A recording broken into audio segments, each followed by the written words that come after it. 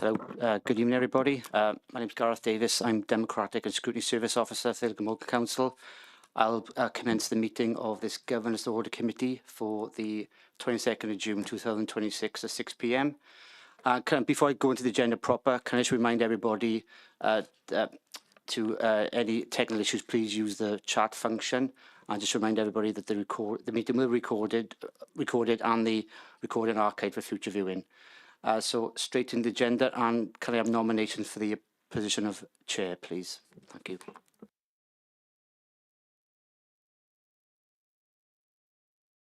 Chapman, do I need to start by this? I'd like to nominate Gareth Chapman. Okay, do I have any other nominations?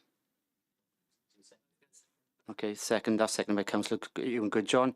On the basis of no other nominations, then I'll duly ask Gareth Chapman to please take chair and chair the committee meeting. Thank you. Gareth, over to you. Yeah, thank you, Gareth, and thank you, members of the committee, for allowing me to chair for this final year before the next election. So it's a great pleasure and a great privilege to do so. Next item on the agenda is the appointment of the Vice Chair. Can I have a nomination, please, for the Vice Chair, please? Councillor Ewan Goodjohn would like to speak, Chair. Can I nominate Nigel Ireland, please? Thank you, Ewan. Do I have a seconder? I'll second that, Chair. Oh, thank you, Councillor Johnson. Thank you very much. Any other nominations? No, there are no other nominations. If I can put Nigel to the vote as Vice Chair. Anyone against, please? No, thank you. That's carried. Thank you very much. Next item on the agenda. Can I just say before I go to the next item on the agenda, can I firstly welcome Councillor Emma Goodjohn and Councillor Dr. Ian Johnson to this committee. Great to welcome you here and to have you participate in the Governance and Order Committee. So a very warm welcome to you, and hopefully that that you can contribute throughout this year. So thank you for that. And can I also congratulate former Councillor Hooper on his appointment to the Welsh Government. He was obviously a great advocate of this committee and always contributed substantially. And if we could write to him and congratulate him on his appointment, that would be greatly appreciated. So thank you very much for that. Next item on the agenda is the apologies for absence. Are there any apologies for absence, Gareth? Yes, Chair. Matthew Evans, lay member. Thank you. Thank you. Anyone else? No? Okay. Next item on the agenda then are the minutes of the meeting held on the 13th of April 2026. This is for correctness only. Sorry, Chair. Can we just go back an item? We missed declarations of interest. Thank you. Oh, my apologies. Yeah, sorry, item 4, declaration of interest. Are there any declarations of interest? No, there are none. Thank you, Gareth. Sorry about that. Thank you. Item 5 then is the minutes of the last meeting on the 13th of April, for correctness only. Someone prepared to move that they have correct record, please?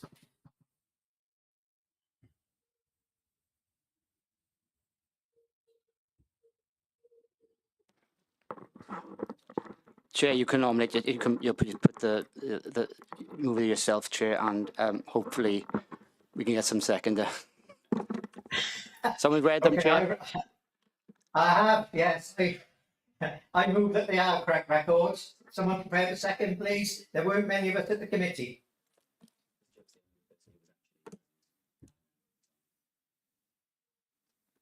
No, but Chair, I mean, they're for noting, Chair. If there's any factual corrections, Chair, I mean, nothing's been raised by yourself, Chair.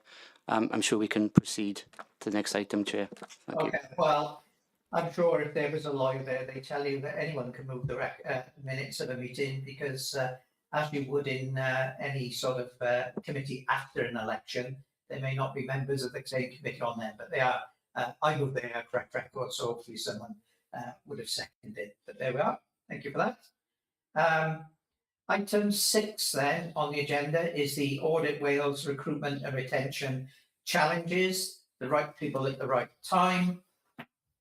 I think it's colleagues from Rachel, are you taking this from Wales Audit Wales? I Yeah. can do, Chair. Thank you, Rachel. Okay, so thank you, Chair. Thank you, members. So you obviously have, as part of your papers, you've got our Audit Wales report and you've got your officer's cover report in front of you, which you obviously will have read. So I'm not going to take you through it in a huge amount of detail, but I'll take you through the key findings. So this was a piece of work that we did in all 22 councils in Wales. And many of those reports are now started to become available on our website if you wanted to look at those. So we looked at the recruitment and retention challenges that the council is facing, how well it understands those challenges, what it's doing in response, and how it reviews the value for money of its approaches. So we found that the council has a good understanding of its recruitment and retention challenges. So senior officers understand what roles are more difficult to recruit to and why. The council collects information that helps it to understand those challenges, and it uses a range of workforce management approaches, things like market supplements, agency staff, to help it maintain a sustainable workforce. The council has taken a range of actions to address those recruitment and retention challenges with some success.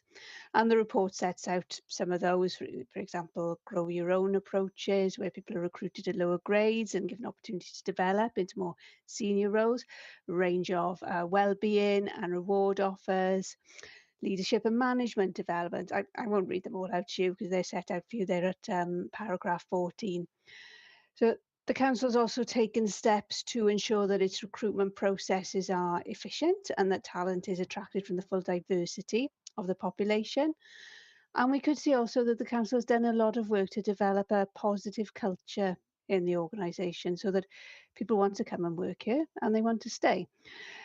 We also think that senior leaders have got good oversight of the council's recruitment and retention challenges for the reasons we set out in the report in paragraph 22. Again, I'm not going to read them all out to you. The council works with others and is taking steps to increase its use of technology. So all of that is pretty positive. Slightly less positively, the council doesn't always evaluate the value for money of its approaches to recruitment and retention. The council does understand that some approaches are more or less costly than others, but it doesn't routinely monitor and review whether its approaches are representing value for money. Now, if you were to look at some of the reports for other councils, you'd see that the Vale Council is not alone in finding it challenging to assess value for money. We have made a recommendation that the council should develop arrangements to do this, to assess its value for money of its approaches. So that really is a quick run through the report. You will also see as part of your papers the management response form, where we ask the council to set out what they're going to do to address that recommendation.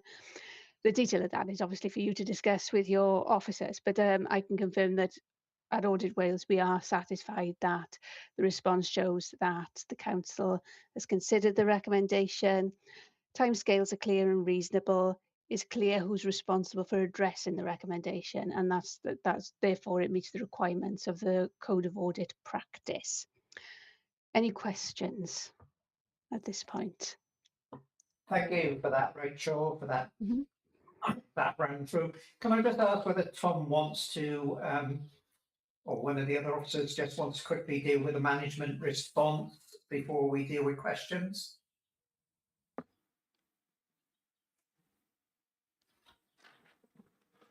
Evening, Chair. We've got Tracy Dickinson, Head of HR, on the call, Thank you. so she's going to take you through. Thank you, Tom. Tracy?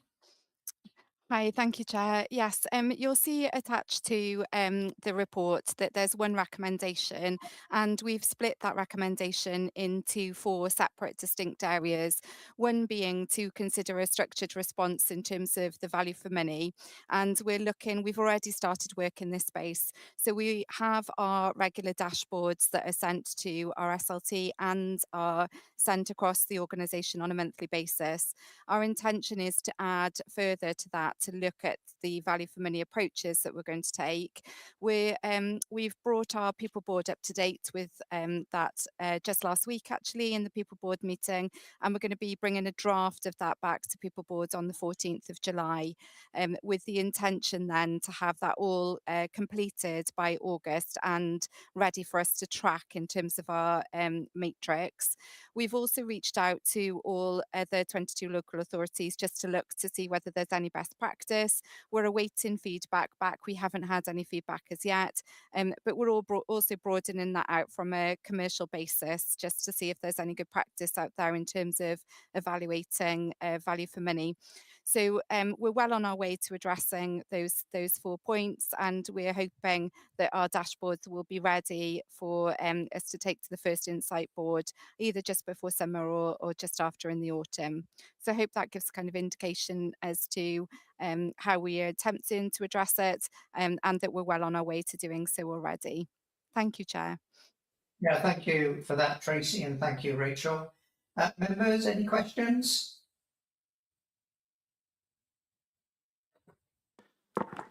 Nigel and then Dr. Johnston. Thank you, Chair.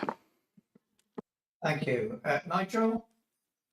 Hi, thank you, Chair. Thank you for the report, Rachel. Really positive report. Glad to see there's lots of good practice going on. Just a quick question, I think probably more for Tracy, which I appreciate doesn't come through in the report. I'm just wondering what the scale of the area or risk is for the local authority, just to sort of get a bit of an understanding about how much of an issue this is, and therefore what we should be taking from this in terms of positivity. Thank you. Thanks, Nigel. Tracy? Thanks, Chair. I'm happy to come in if Tom is happy for me to. I'm making the assumption, yes. In terms of our workforce risk, it is on our risk register, and it's quite significant in terms of its presence. We recognise that there's significant challenges across the organisation in terms of recruitment. From a retention perspective, actually, we're very strong. So we don't have a particular concern around retention. What we do have is pockets within the organisation where recruitment is a significant challenge. So, for example, our lawyers, our social working teams, our planners, our environmental health. And we're taking and adopting different approaches to reducing and mitigating the risks that we've got across all of those areas. What we've seen across the last couple of years is that trajectory in terms of risk is decreasing or declining. So the approaches that we're adopting is working. They're different in the different areas as you would expect, but we've got a really good grasp of it and a really good handle on it. We're working with the respective departments in order to seek to continue to bring that down. And we're quite happy to bring forward those trajectories if that was something that this group would like to look at. So yes, the risk is high. We recognise that risk is high, certainly in terms of being able to represent and work as best as we can for our citizens. But actually, we feel we've got quite a good grasp of that, quite a good handle of that, and we're working quite strongly with all of our directorates to manage that risk moving forward. I hope, Councillor, that addresses the concerns that you may have. Thank you, Tracy. Nigel, you happy with that response? Yeah, that's great. Thank you. I mean, I'd be welcome a bit more data, whether in a meeting or just outside of the meeting, just to understand a bit of the data behind it. But yeah, it's a great response. Thank you. Thanks, Nigel. Councillor Johnson? Diolch yn fawr i Rachel ac i Tracy. Mae pobl yn y swydd yn rhoi clust ffonau ymlaen, so na i just aros cadarnhau pawb yn gallu clywed fi. Iawn. Gret. Mae hyn yn adroddiad diddorol ei ddarllen. Roedd cwestiwn aeth y tebyg gyda fi nag un Nigel am y graddfa, am y maint o her yw hyn. Fel cynghorydd, dwi'n ymwybodol am yr her recriwtio bobl ar nifer o lefelau tu yn y cyngor, enghraifft ar pwyllgor penodi uwchswyddogion yn aml dim ond un neu ddau o ymgeiswyr addas sydd neu mewn lefelau canolig yn aml mae'n her gyda'r phobl sy'n gweithio mewn nifer o meysydd sydd gyda'r gyda cyflogau cymharol uwch yn y sector private i gymharu gyda beth sydd ar gael yn y sector cyhoeddus, ac hefyd mae'n anodd weithiau i recriwtio pobl ar gyfer gofal cymdeithasol ac yn y blaen. So, wi jyst yn gofyn i bob pwrpas faint o newid, faint o turnover, faint o swyddi newydd sydd, achos os rydyn edrych at yr gwerth ein practices ar hyn o bryd, hoffwn ddeall faint sydd yn digwydd ar lefel flynyddol.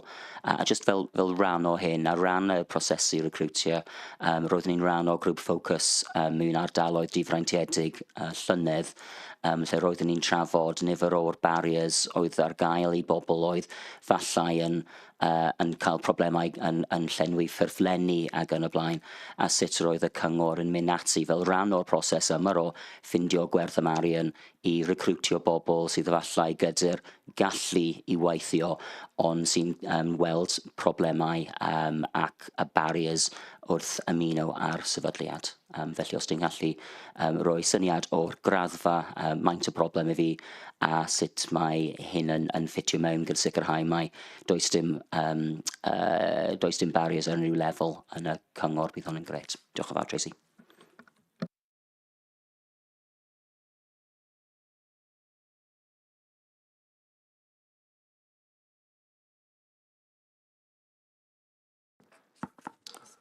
Hello, Chair, you there? Gareth?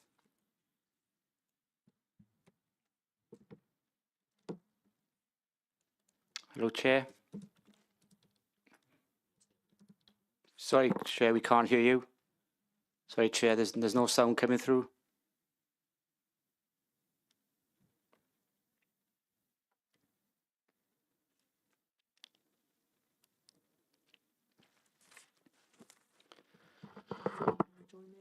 Yeah, Gareth, maybe a good idea to leave and rejoin, and in your absence, we'll ask Nigel to take the chair. Okay, Nigel? Thank you, Nigel. Just while we wait for Gareth's connection there, just to come back in, thank you very much for the question. Tracy, or I imagine Tracy probably, did you want to come back in on that question?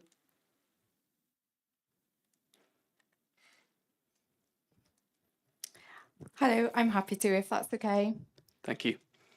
Yeah, I'll try to answer it in two parts, if that's okay. So in terms of the first question, Councillor Johnson, I think that's just in terms of the size of the concern or ask, really. And our HR dashboards does represent quite a bit of that data, particularly around aspects such as vacancy gap. I'm more than happy to share some of that information with you. I do apologise, I don't have all of these specific data in relation to numbers to hand right now, but they are split between different directorates and different departments. So we can certainly look at that. In addition to that, our annual self-assessment report will present some of that people data, and the quarter two performance report would do the same. In terms of so more than happy to provide some data around that split and what the statistical analysis looks like. In terms of the answer to the second question, which is around, I think, how we support and look at disadvantaged groups, and also how we support some of the challenges we've got in the recruitment spaces in general. Our people strategy has been designed actually to look at some of these areas. It's an area that I'm really passionate about currently. Our people looking at the people strategy to ensure that our matrix around or metrics around evaluation are sophisticated enough to drill down into some of this data. To just give you some practical examples of what we've been doing. So from a senior recruitment perspective, we've removed the application form, but we retained the equalities assessment form, for instance, so we can assess equalities data that's coming through. We've removed the application form and we are allowing for CV, and we've redesigned our processes around senior recruitment. As a direct result of that, rescoping and restructuring, which includes amended job descriptions, amended adverts, etc., we've seen a significant increase in the application rates for our senior management recruitment. We recognise that that still means there's only 1 or 2 names that are coming forward in terms of the final stages of that, but actually the numbers that are applying are significantly up on where they may have been before. In terms of the rest of the organisation, we are again looking at certain areas where CV again has been really advantageous. So for example, our residential care, we've now removed an application form for that and we do CV only. We also do initial telephone-based interviewing, and that's gone down really well. And as a direct result of that, we've increased our numbers of applications to our residential care setting. We've still got some work to do in some spaces, and we recognise that. So we are actively looking at roles that perhaps could be filled in a different way. So rescoping of some roles, changing hours of some roles so that they could be done on a part-time or job share basis that would support our local economy in terms of individuals that may be able to work that perhaps can't work full-time, for instance. And we're looking at additional support that we can give to individuals in terms of supporting them with drafting their CVs so that they can make their applications in the best way. From a recruitment perspective, we do now provide the interview questions prior to interview. So we invite the candidates to come in on most, if not all, roles now moving forward, about 15 minutes, half an hour before, so that they could read the interview questions and be best prepared when they go into that interview. We've had some really good, strong feedback in relation to that. And again, we've reached out to the commercial sector to look at what best practice looks like in that space. And we're collating some responses so that we can continue to improve. We do run all this through our staff networks, which includes ABLE, GLAM and Diverse, and we produce equalities-based dashboards so that we can look at tracking some of our protected characteristics and perhaps where we need to improve. And it does show us that we do need to improve in some areas, so we're working with those groups and with our people board on how we can look at moving that forward. Councillor Johnson, I do hope that answers your question, but if it doesn't, please draw my attention to it and I'll look at improving where I can. Mae hwn yn gret ar gyfer y cyfarfod yma, ond os ydych chi'n gallu darparu'r gwybodaeth meintiol i ni fel aelodau, dwi'n siŵr bydd pawb yn werthfawrogi.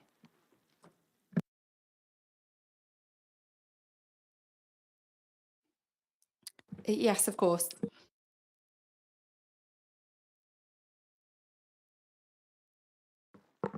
Hi Gareth, I see you've joined. Can we just see if your connection's okay again? Am I in now, Gareth? We can hear you, but no, we can't see you. So I'm not sure if Yeah, I was just wondering, given the instability of my Wi-Fi, is it worth asking Nigel to chair? And I'll just stay on the sidelines here.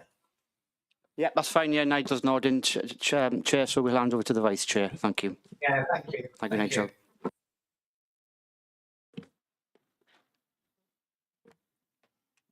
Just checking my connection's working. Yes. Diolch yn fawr. Thanks, Gareth. So if we can just take an action therefore for that data to be circulated to members before the next meeting, that would be great, please. Are there any other, and diolch yn fawr for the question from Councillor Johnson as well. Are there any other questions regarding this paper in the report? No. Any comments at all? No. Okay, so we're being asked to consider the findings from the report and the council's response in terms of the recommendation there, and subject to the recommendation for the report to be referred to Cabinet for their oversight and endorsement. Can I have a proposer, please? Thank you, Councillor Goodjohn, and Councillor Johnson for seconder. Thank you very much. So if we can now move on to item 7, which is the corporate risk register, and I'm handing over to you, Tom. Brilliant. Thank you, Nigel. Nosworth, good evening, members. Thank you for taking this report. This is the end of year report on the Council's Corporate Risk Register. It does a few things this evening. First, it gives you a picture of the end of year process. Secondly, then, it gives you a little bit of background in terms of some of the work that the team have been doing in supporting the development and delivery of the risk register. And then finally, it gives you a response to some of the specific queries that this committee raised at the last meeting when you considered corporate risk. So this is the state of play as at the end of March 2026, so for the 25-26 year. And the register had 13 risks, 1 very high, 7 high risks, 2 medium high, 3 medium risks included within the register. The report outlines that all of those risks have been managed within the Council's agreed risk appetite, supported by strong governance, effective controls and sustained corporate oversight. And the report draws members' attention to the fact that internal audit, as usual, conducted a review of the Council's approach to risk management and concluded a substantial audit opinion related to the same, including the sampling of a number of individual risks.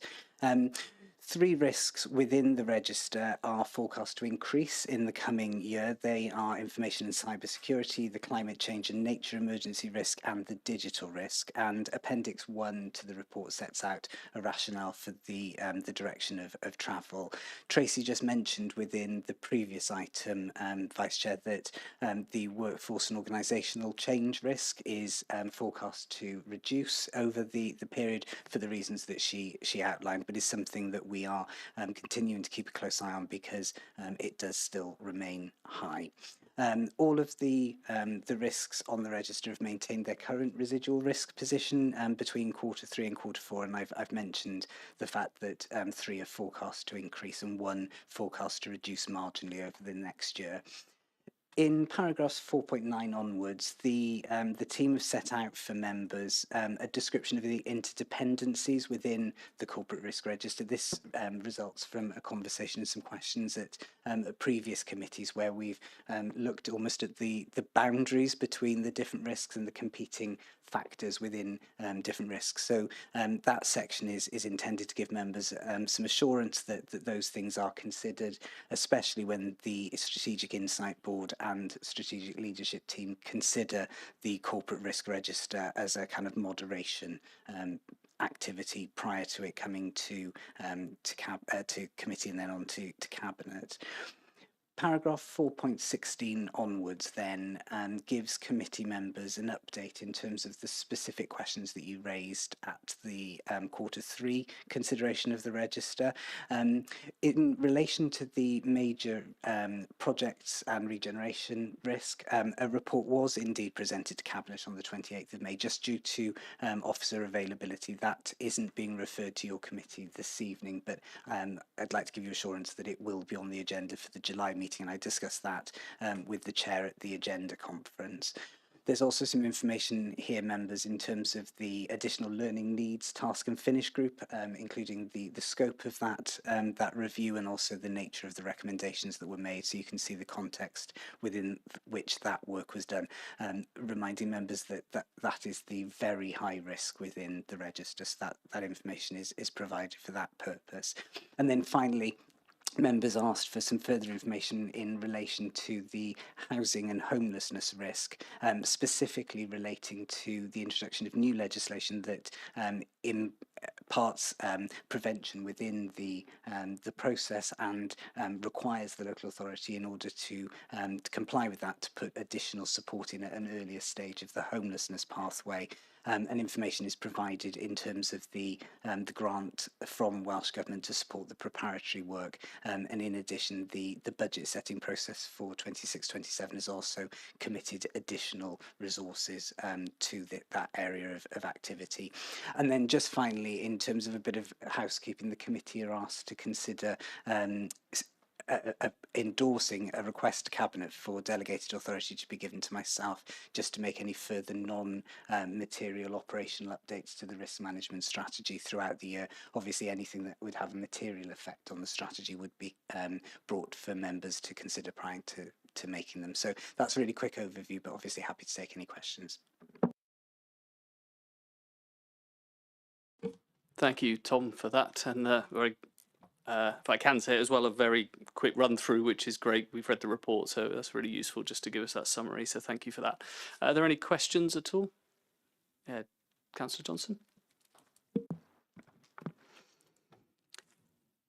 Diolch yn fawr am y cyflwyniad yna, Tom. Mae'n diddorol iawn. Fel mae sawl ohonach yn gwybod, dwi'n cyn aelod o'r pwyllgor, felly yn ail ymuno eleni ar ôl cymryd absenoldeb rhyw 4 mlynedd.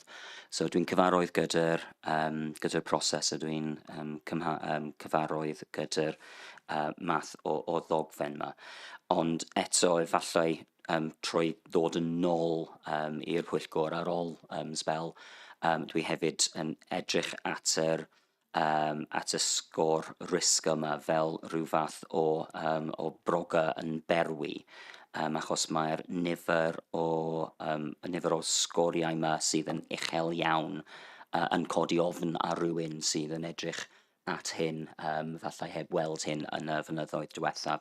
Yn enwedig wrth gwrs yr un am anghenion dysgu ychwanegol sydd ar y sgôr mwyaf, a mae'n codi ofn arni fi edrych at hyn a nifer eraill sydd yn uchel iawn, achos mae'n edrych fel mae'n diffyg ffordd o gymedroli rein.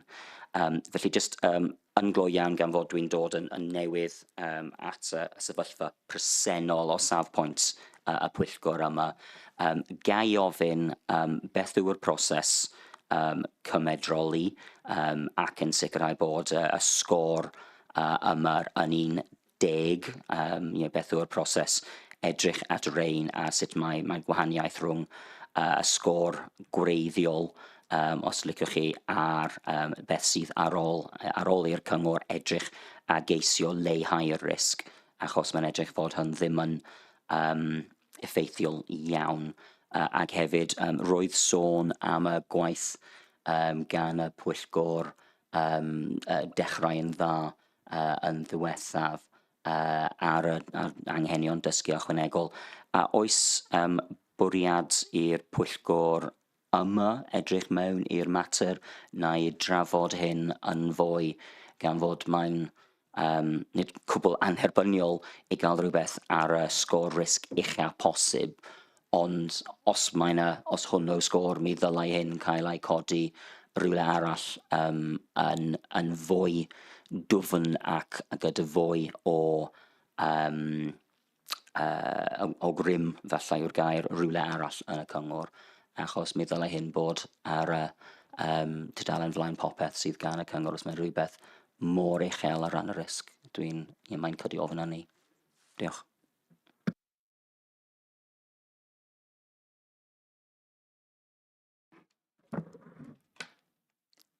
Thank you, Councillor Johnson.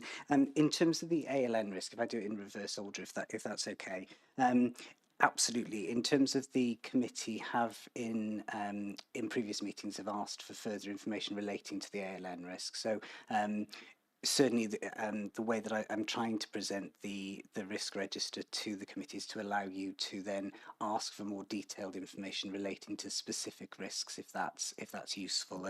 And within the background papers to the report, you've got access to the full documentation in terms of providing information on those risks. But you're absolutely right in terms of what, almost the so what, once you get to a very high risk, what is it that we're actually doing? And the answer is is a number of different things. One is that it will inform some of the discussion and deliberations in terms of budget setting proposals. So we obviously look at where we can mitigate through the use of resources, for example. I'm aware as well that in the last couple of weeks, piece of work is being done by the WLGA, as well as the Directors of Education, looking at the arrangements for ALN, particularly in light of the consequentials that may or may not be forthcoming into Wales as a result of the SEND changes within England. So there's some lobbying and representation, if you like, of the Welsh position in terms of ALN.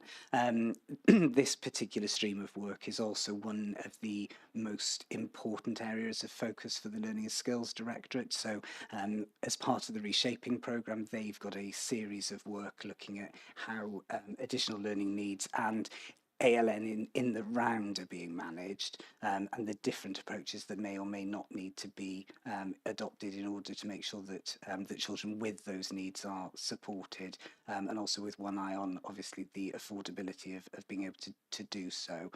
So the risk scoring, in effect, an ALN is a good example. It's something that's a catalyst then for us doing further work as a result. To answer the first question relating to the process for standardising the risk scores, for committee members, the process is that once a risk is identified and on the register on a quarterly basis, the risk owner is asked to update the documentation associated with their risks. They're asked to consider if there have been any changes materially in the risk environment, if there have been any new controls that have been introduced during that period, and the impact on those controls have on the inherent nature of the risk, and therefore what happens to the residual risk score. Once we've had those pieces of work done independently of one another, initially one of my teams will do a piece of moderation looking across all of the risks, especially looking at whether there have been any movements, or indeed if there have been no movements but we perhaps would have expected there to be. So there's some back and forth in terms of internal challenge. We then take the register in the same report as you see this evening to the Strategic Insight Board. So that is a board that I chair, has my heads of service but also senior representatives from across the organisation. So we have a discussion that is based around moderation as well. And that group also then reports to the strategic leadership team, where we look at this alongside our quarterly performance reporting. So we see how the two sides of things sit together. The question around where you see effectiveness of control scores in the sort of 1 and 2, so where they're having low or medium impacts in terms of the of mitigating that inherent risk, some of that is down to the nature of the risks that are being managed within the register. So some things we have more control over than others. So the WICIS transition, for example, has a high level of control, so therefore dampens that risk quite significantly. Whereas in other areas of work, sometimes, for example, financial resources, where we're seeing really strong growth in demand and complexity at a time when funding hasn't historically kept pace, that represents why a lower risk score, sorry, a lower effectiveness of control score is used there. So and then just finally to conclude, this is one of those exercises as well where we're almost comparing very different things, so trying to introduce that level of standardisation so members can see the relative risks is really important. And obviously the committee's challenge and deliberation around how reflective that feels to you as members is really important as part of that process. Diolch yn fawr am yr ymateb tryloyw yna, Tom. Mae diddordeb iawn yn y proses cymedroli, just ar ran sicrhau bod hyn yn gweithio, achos os ti'n edrych at mae 13 o faterion ar y cofrestr risg yma. 16 wrth gwrs yw'r un mwyaf, yr un uchaf. Yr ail un sy'n bosib dan y proses lle mae yna 4 wrth 4, neu 3 wrth 4. So does dim ffordd o gael unrhyw beth rhwng 12 ac 16, ac felly mae yna 7 o faterion ar y cofrestr yma sydd yn 12 neu yr un sydd 16, sydd yn fwy na hanner o'r risg sydd ar y restr yma.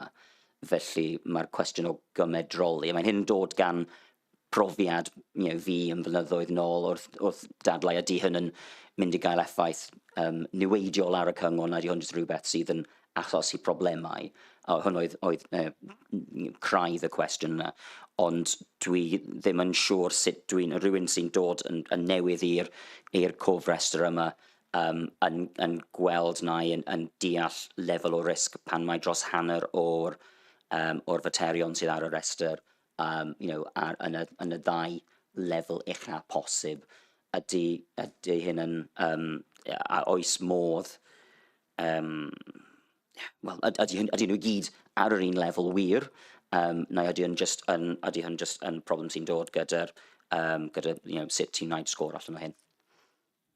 Dwi ddim eisiau mynd mor dwfn mewn hyn, Tom, ond dwi just yn ceisio deall fy hunain. Os mae dros hanner y pethau yn risg uchel iawn, ydy nhw i gyd yn wir ar sut dylwn ni ymateb i yn fel pwyllgor.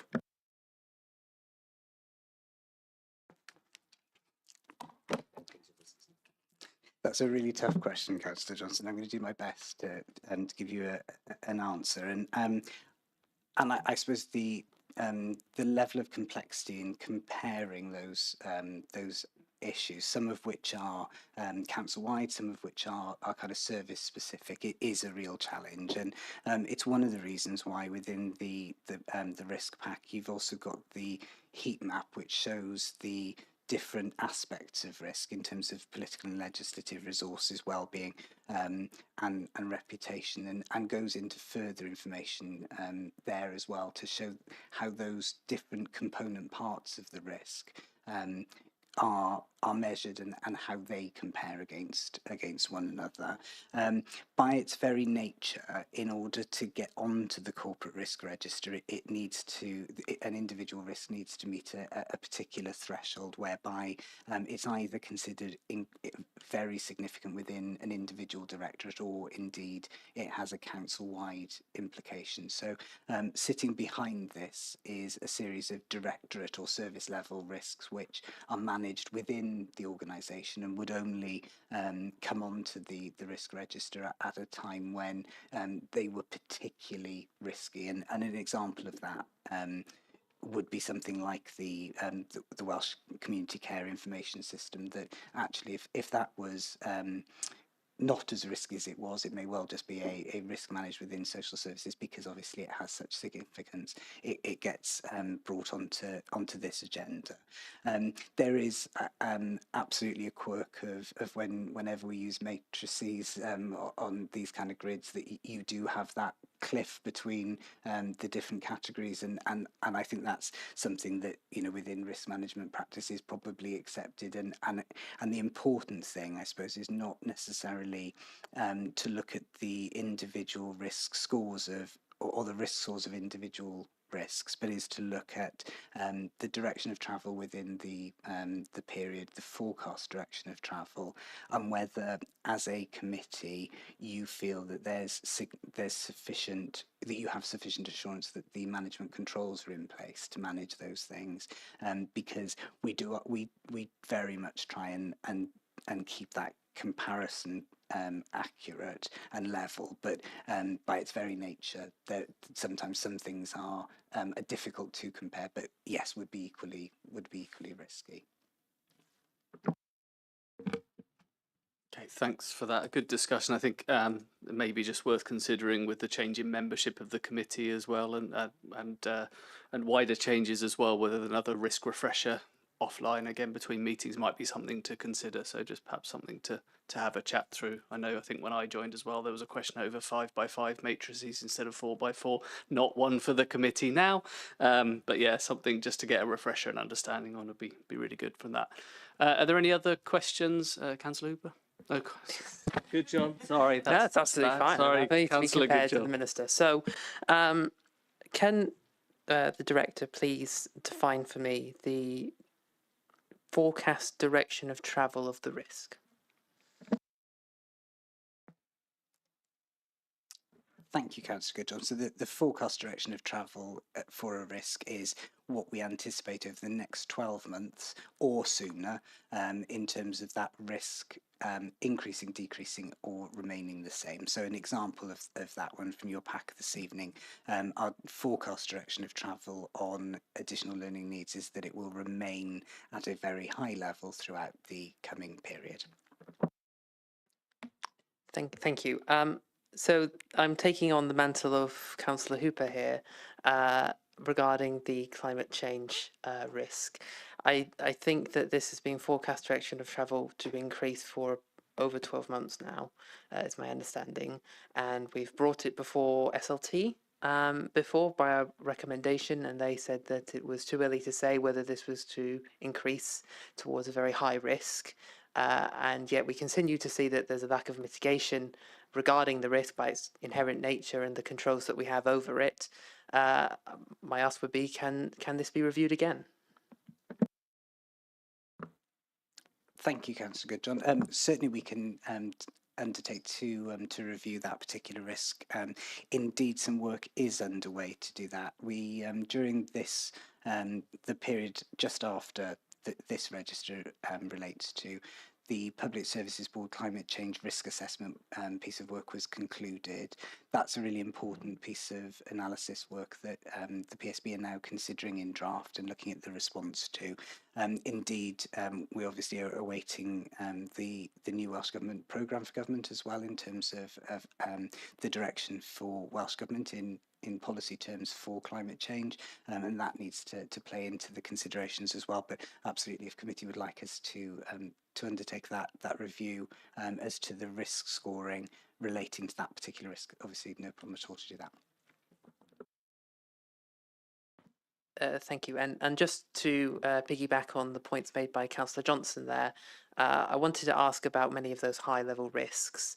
I would argue, and I'd be interested in your thoughts on this, Director, as to the root cause as to many of these issues. So when we're talking about social care demand, when we're talking about workplace change, financial resources, school budgets, that the inevitable failure of this is that we have certain statutory duties that we must meet by law, and quite rightly so, and however the income that the council receives with which to spend, with which to meet those demands, is limited by council tax and by the grants that we receive from central government.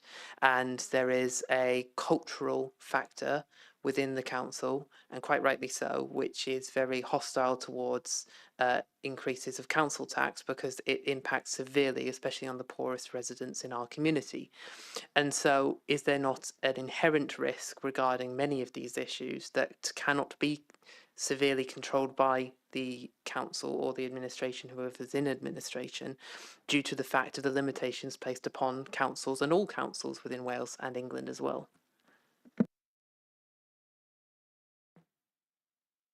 Thank you, Councillor Goodjohn. I think in part you answered the first part of your question in terms of the root cause of those risks, and that's not me being presumptuous. I think you described really accurately the fact that the root cause of many of these risks is about the level of resource, the level of demand, the duties or policy that is required of the local authority, and I suppose I would add perhaps into that expectation as well, both of elected members, but importantly the public. So there's lots of things at play in terms of the root causes of those risks, and indeed some of the risks almost in of themselves are the root causes. So things like financial resources, workforce risks play across physical assets, they play across a huge amount, because that's about the amount of resource we've got available, the people that we've got to do it, and the assets that we've got available or at our disposal in order to discharge those things. And then you see specific risks coming through the register. This committee discussing housing and homelessness legislation last time, for example, looking at the additional or new duties placed by Welsh Government on the council and our ability to respond to those things. In terms of the question as to are there some things that we can't do things about, I suppose my answer would be there are some risks that we can do less about, but that doesn't mean that we ought to not keep trying. So, for example, in the financial resources risk, there are some very relatively easy binary choices that could be made in terms of cutting or putting up council tax or making cuts in spending or divesting in services, for example, whereas our approach to that risk is more based on the medium-term financial sustainability of the organisation through things like the reshaping programme, looking at different ways of doing things in order to leverage those savings, and ditto climate change and nature emergencies. You could look at this and think, well, there's only an effectiveness of control score of 1. Why are you even bothering? Well, the answer is that actually within Scope 1 emissions, for example, we are seeing a demonstrable impact of this council's activities in decarbonising things within our control. It's where we've got less control within the supply chain that actually it's a more tricky challenge. But that doesn't mean that we shouldn't take on that challenge. So I hope that answers the question. Thank you. Some good discussions there. I think there's a general theme in the questions there. I think it's in 4.10 of your report about financial sustainability. Ongoing structural funding pressures mean that elevated residual risk has been explicitly and knowingly tolerated across several areas, supported by strong corporate oversight and escalation arrangements. I guess I think the bit of a theme from the room here is, or the questions raised, is just how long is that sustainable for? And not a question for now, but I think it's something to reflect in future papers. It's just, there's the things the council has to do, and there's the things the council chooses to do. And I suppose from our side, we need to understand a bit more about that in terms of through the risk register of exactly which ones should we be really worried about, and how sustainable is that going forwards. But yeah, that's great. Thank you. Any other questions? I'm conscious of time, but if there are any questions, we want to make sure we give everyone the opportunity. Nope. Any comments at all? Yep. So some comments to add to recommendations on top of what we asked about the reviewing of the climate change risk. Myself, I'm not satisfied with the amount of information provided about the ALN task and finish. I myself would either like some more information in the next risk register update or a separate paper regarding it so we can discuss it properly as a committee and the implications of it, and not just the paper itself, but more so the cabinet response to that and the effectiveness of the controls of that risk based on the task and finish and other work taking place to ALN. The other thing I'd ask is, based on the discussion that we've all had, is to at some point look at when we are going to entirely review risk and the way that we measure it as part of the risk register. I think that needs to happen at some point. I'm not going to say that that has to happen now, and perhaps that can happen around the election cycle, but it does raise a large point that the inherent risk, every single risk is at very high or high, and the only thing that's making some things low is the effectiveness of controls, which doesn't even make some risks low. And added on top of that, what I would determined to be somewhat of a blunder was the decision a couple of years ago where we decided to remove a number of risks that were determined to be low, that we determined not to be of significant enough value to this committee or to the organisation to continuing to be on the corporate risk register, and how that then trickles down into the effects on directorate risk and service level risks. That's not a discussion for this committee, but I think that I need assurance that there's going to be a review of that situation based on the fact that over time, the risk register, as it seems, has been reducing in effectiveness would be my determination, but others may disagree with me. Yeah, I think on that, I think that comes back to the potential discussion around risk as well and how that works. I think there's a distinguishing factor there between how it works for the authority itself in terms of day-to-day and how it's working for us as well. I think, Tom, did you want to come back in quickly on that? Yeah, will do. Thank you, Vice Chair. And certainly we can provide that information in terms of task and finish. I just wanted to clarify for members that a proportion of the risks on the register are high or very high. There are medium high and medium risks on the register as well at a residual level. And just to give some assurance to committee that the corporate risk strategy is kept under review on a continual basis. We are part of a national group that looks at risk management. I have people who are trained in risk management within the team. So just want to provide assurance that the framework is certainly kept in that way, and as part of the moderation and an oversight piece of work within the organisation, we do seek to make sure that there are regular reviews of the effectiveness of risk management. So obviously within the self-assessment report that'll come to the Joint Performance Committee and indeed to yourselves in the next couple of months, there is a section around governance, and you'll see as part of that where the risk management framework comes in. So I just wanted to provide some additional context to the comments around the effectiveness of the Council's risk management arrangements. Just to say, I'm not satisfied that the consistent review of the risk register is a holistic view of everything that's occurring, taking a step back and determining what's best for the organisation 5 to 10 years in the future. That's what I'm looking for. I haven't seen that happen yet, and either that can happen but on a formal basis, that we sit down and have a review of it, or that can happen over time, over the next couple of years, into the next corporate, into the rest of the corporate plan. I don't care how it happens. I'm just saying that perhaps that's something the organisation should consider, is having that holistic review. Okay, thank you. So I think if we can just take, there's a conversation to happen outside of the meeting about how best we take that forward. But yeah, absolutely, Councillor Goodjohn, your point is taken forward. Thank you. Are there any other comments or questions on the? No. I think just on the recommendation regarding delegated authority for the changes, I think from my experience, things like policies shouldn't have that much change in between. A policy is set, it should be kind of, that's the way the organisation works. If there are non-material things that would be changed in that policy, that's where probably a procedure or something would be more effective in terms of that sort of change. But I think if they are non-material, as long as, I don't know how you assess non-material versus material, but I think we can take that forward. But just being aware of that, I guess, is just that difference between policy and procedural change. I wouldn't want anything significant to be changed. Okay, if there are no other questions or comments, then there are 4 recommendations in the paper, plus there's a recommendation. Well, we'll take those, the first 4 in there. Are we all happy to approve the first 4 in there? Can I have a proposer?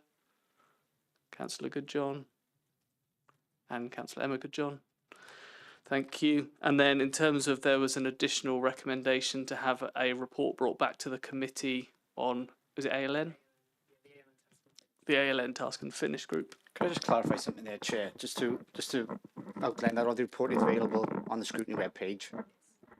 I think it was covering ALN resource bases, not just ALN as a whole. So it will be quite limited in just to clarify that. Okay, thank you. Thank you.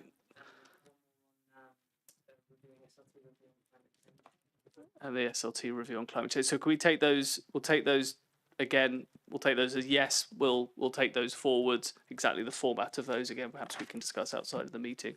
But yeah, everyone can have a proposer for those then, and a seconder. Okay. Thank you very much for that one. So that was item 7. Item 8 then is the Q4 25-26 progress against external regulatory recommendations. Tom, is that you again? It is. Thank you very much indeed, Vice Chair. So this is a housekeeping report that the committee receive on a 6-monthly basis. This report is pulled together as a result of the recommendations made by external regulators, predominantly Audit Wales, but also CIW and Estin as well at a corporate level. When your committee, and as an example, you saw the recruitment and retention item first up this evening, and considered the response to the recommendations that have been made by Audit Wales. Once Cabinet accept those recommendations, they go into this tracker so that we've got an oversight of all of the recommendations that are made by the regulators. And importantly, as a committee, then you've got oversight in terms of the responses to those. So this is the position as at the end of the 25-26 year. There are 29 outstanding regulatory recommendations. The report gives you a breakdown that 4 of those relate to national studies where the regulators have done a piece of work and made recommendations for all local authorities, and 24 are where the regulators have made recommendations for this organisation, so to respond to. In response to the committee's suggestions, we've introduced high, medium and low priority responses to those recommendations. So you can see across both the national and the local recommendations where the number of those items that fall into each of those categories. We had a discussion the last time that we brought this report to committee where there were some questions about is the council going to deliver all of these actions by the target date? And I think I gave an answer that didn't exactly answer the question necessarily, but committed to doing my best to make sure that the organisation did. And in the majority of instances, that is the case. However, the report does draw attention at paragraph 4.7 to a number of regulatory recommendations where colleagues, including myself, have asked for revised target timescales. In preempting some of the questions that we would expect, obviously, from members of Governance and Audit Committee, Appendix 1 does set out for members the rationale for each of those requests for extended timescales. The majority of them relate to external dependencies, constraints within the organisation, or indeed time to allow things to become sufficiently embedded within the organisation. But work is underway against each of those recommendations. There isn't a hiatus on any of them. The report is being brought to yourselves this evening, Vice Chair, in order to provide members with the opportunity to see that process and the end of year position. We're asking for permission to close down one of the actions relating to equality impact assessments, as that is considered to be complete now. And then this information will form part of the Council self-assessment report, which will be considered next month by members of this committee, but also the Joint Performance Scrutiny Committee as well. So that's a really quick overview, but obviously happy to take any questions. Thank you. Tom, are there any questions? Councillor Goodjohn? One quick one, Tom will be happy to know. Just on the panel performance assessment and their recommendations, they're less so recommendations that are one and done, things that we just do and then forget. It's things that need to be embedded as part of the corporate plan and our ways of working. So I would ask, is having each year having its own target date, does that make sense as part of this report? Would it not make more sense to have a target date, say, at the end of the corporate plan, and then it's always on this list, it's always under review, and we can always get the information back as to how progress is being made on those recommendations in the future? Thank you, Councillor Goodjohn. The simple answer is yes, or possibly. The other alternative to that is that that as a committee you ask for us to be more specific about the actions that we're going to be taking within the year to respond. I think the point you make in terms of the panel performance assessment recommendations is a good one in the sense that they are, by their very nature, slightly more longer term in some instances, whereas some are more straightforward. So, for example, the scrutiny one that will have a defined end date, whereas signalling change associated with the corporate plan and how do we involve our communities more is clearly going to be something that's ongoing. So if committee were minded to recommend it to Cabinet, we could certainly consider whether we just put slightly longer stop dates on some of these, highlight that to the committee to make sure that as members you're comfortable that that's an acceptable response, or indeed if committee felt that you would welcome more specific actions within the year, we could equally do that. But I think both would achieve what you're looking for, Councillor Johnson, but obviously for members to determine. I think I think one of the things I was going to raise regarding this report was around kind of the purpose of it in terms of oversight, and the fact that I asked about the March 2026 deadline, ones in December, and asked how they were going. And as you said in your introduction there, it was a response which said, well, we'll kind of know by 31st of March how well that's going. And now I think it's 14 have been extended to March 2027 or beyond, so a year.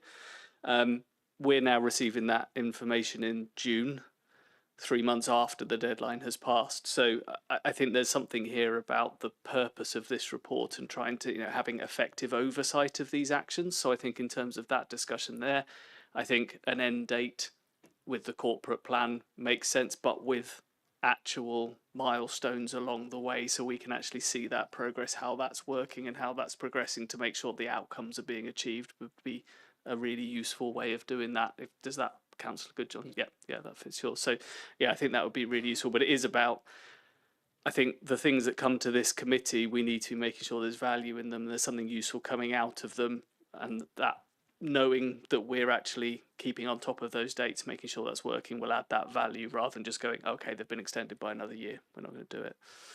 Yes, Councillor Johnson.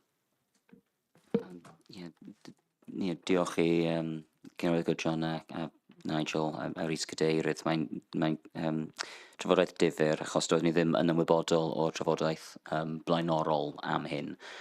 Beth oedd yn taro fi a wnaeth Tom wrth gwrs rhagweld hyn oedd y ffaith yn arwynebol. Mae'r adroddiad yn edrych yn eitha iach, achos mae gymaint o wyrdd yma ac yn lleiad o goch neu melyn goch yn y tracker.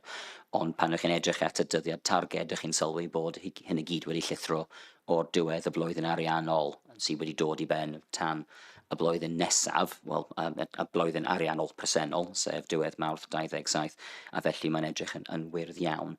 Felly mae'n y gwestiwn ar ran sut rydyn ni'n mynd ati, a dwi'n hapus, os mae profiad Cynghorydd Goodjohn ar Is-Gadeirydd yw bod mae hyn angen rhyw ffordd arall o cael y cyflwyno atom, achos dwi ddim yn taro fi fel rhywbeth deg i roi targed o mis Mawrth 1 flwyddyn, dod nôl atom yn yr haf wedyn, gan dweud, mae hyn dal yn wyrdd, os chi'n mynd i gyflawni hyn blwyddyn ar ôl y diwrnod dyddiad targed. Oedd pwrpas i'r dyddiad targed yn y lle gyntaf, neu ddim, achos doedd e ddim, wel, pan oedd chi'n ceisio cyflawni hyn cyn y dyddiad yna, ac oes bwrpas i'r dyddiad targed mis Mawrth nesaf hefyd, os na fydd hwn yn cael ei cyflawni am ba bynnag reswm. Ond just pan ti'n chi'n gweld yn arwynebol rhywbeth sydd yn llawn gwyrdd a dim ond ychydig o bethau melyn goch a dim byd goch o gwbl, chi'n meddwl mae popeth yn iawn, ond os chi'n mynd dan y ddeiar a gweld bod popeth wedi llithro gan flwyddyn, mae nifer o bethau wedi llithro gan flwyddyn, yn amlwg mae'n rhywbeth arall yn digwydd. Diolch. Thank you, Councillor Johnson. I'll take chair's privilege there as well. Was one of my questions linked to that was also, what does the red, amber, green mean? Because the green doesn't mean what I think it means from this, which would be the same thing. So, Tom, did you want to come back on those? Yeah, certainly. Thank you, Councillor Johnson. And I think it's absolutely fair challenge. The target dates have moved in a number of the recommendations, the 14, for a variety of reasons, and there's a description of each of the reasons within the report for, importantly for transparency in terms of why those things have been moved. And the RAG status is based then on that revised timeline. As you say, a number of reasons there can be a number of reasons for that that shift in deadline. The overall purpose of this piece of activity within the organisation is to make sure that we have got an integrated handle on all of these recommendations, and as elected members and lay members, you importantly have got oversight about the progress being made, and also sometimes the challenges that exist within responding to the regulatory recommendations. We obviously discuss this on a regular basis with Audit Wales as well, to keep them abreast of the the potential challenges or the progress that we're making in responding to the recommendations. I think the suggestion, Vice Chair, that you had of that sort of third way of having longer stop dates, but with longer stop dates with milestone actions is part of that. There's also something about we don't want to be slavishly delivering the action that we set out at the very beginning in a response to a piece of regulatory report if the world changes and there's a different way to do things. So there is some flexibility there. Can certainly, based on the discussion, and if committee were minded to make the recommendation for us to have a look at how we present this report, always happy to do that. The important thing is that it works for you as elected members, as well as internally for us as officers. So always happy to reflect on the committee's considerations. So we can certainly do that. Thank you, Tom. Are there any other questions or comments? Sorry, questions? Nothing on there. In terms of comments, Tom, I mentioned it to you beforehand, but I think something's gone a bit awry with the referencing in here as well. There was some with the same reference in the committee, the report in December, that are now different audits and different actions. So I think if we can just check that before the next version of this. Are there any other comments at all? No. Okay, so I think we've got the recommendations that are in the paper about that we've reviewed the progress, and also that we refer any views and recommendations to Cabinet. I think one thing I think is just worth considering is the timing of this report as well. If there's so many actions that are coming due in 31st of March, and that's the majority of the actions, potentially wait until June for the report might not be the best of timing. So again, not stating it has to come earlier in the year, but perhaps it would add more value if it came in the April meeting. So perhaps something to look at as part of the forward programme. Other than that, are we happy to approve the recommendations in the report? See nods. Yeah, Councillor Goodjohn. Councillor Goodjohn, thank you. Okay, moving on to paper 9 then, which is the Governance and Audit Committee Decision and Action Tracking Paper. Thank you, Chair. Obviously, for some members, this will be a new report. I'm looking at Dr. Johnson here and Councillor Emma Goodjohn. So each month we provide an update of recommendations made by the committee and formal actions. So it's quite just simple: red, amber, green. If they're red, obviously they're ongoing. If they're green, they're completed. If they're amber, it can still be ongoing. So we just take the green ones come off each month. So the ones that are on their green will come off the next month update. So in terms of this report in front of members, you'll see that Appendix C contains the response letter from Welsh Government Cabinet Secretary outlining their position regarding additional funding for new legislation. So that was specifically to the Housing and Homelessness Act. Those responses are outlined in paragraphs 4.5 and 4.6 of the report. Looking at Appendix B, responses from Audit Wales in terms of 2 informal actions. Firstly, regarding the review report produced by Deloitte following the judicial review for the tendering process for the demolition of the former Aberforth Power Station. And secondly, on the budget setting process for the Corporate Joint Committee, responses to those 2 queries were sent to committee members last Thursday, 18th of June. So those actions on the tracker can be changed to completed. We are awaiting a response from the Auditor General for Wales around the committee's concern regarding the 6.5 million payout following the judicial review. And we've asked Audit Wales what actions would they be taking to provide reassurance around the public funding that had been lost. So we're still waiting response for that. An email was sent to the Corporate Joint Committee Section 151 officer regarding them attending a future GNA committee to provide reassurance around the production of the city deal accounts. But unfortunately, that invitation was declined, and they advised us that updates will be provided through the Section 5151 officer group. And finally, I have made a formal request to Kelly Byrne, the CJC Chief Executive, for them to provide to the Governance Audit Committee an unredacted version of the review report produced following the litigation case to the reward of the tender to the Aberforth Power Station. And that request is currently being considered by the Head of Legal Department. So that's still ongoing. And yes, that's it. Thank you, Vice Chair. Thank you, Gareth. Are there any questions? Yeah, Councillor Johnson. Diolch. Gan fod mae'r swyddog adran 151 yn eistedd nesaf i fi heno, a oes diweddariad bosib ganddo fe ynglyn â'r grŵp swyddogion a'r mater fyna?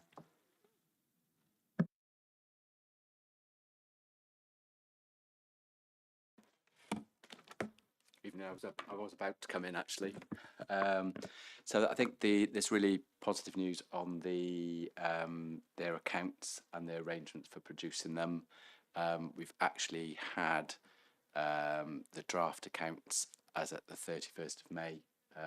So they've really moved things on a bit. And that's a big positive for us because actually, and that will save us time because the operational manager accountancy, Gemma Jones, in compiling our draft accounts, will actually be able to include their draft accounts in the consolidation for the first time.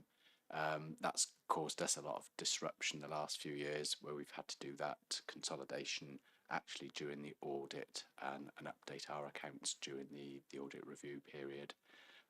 So it's much more positive than it has been historically.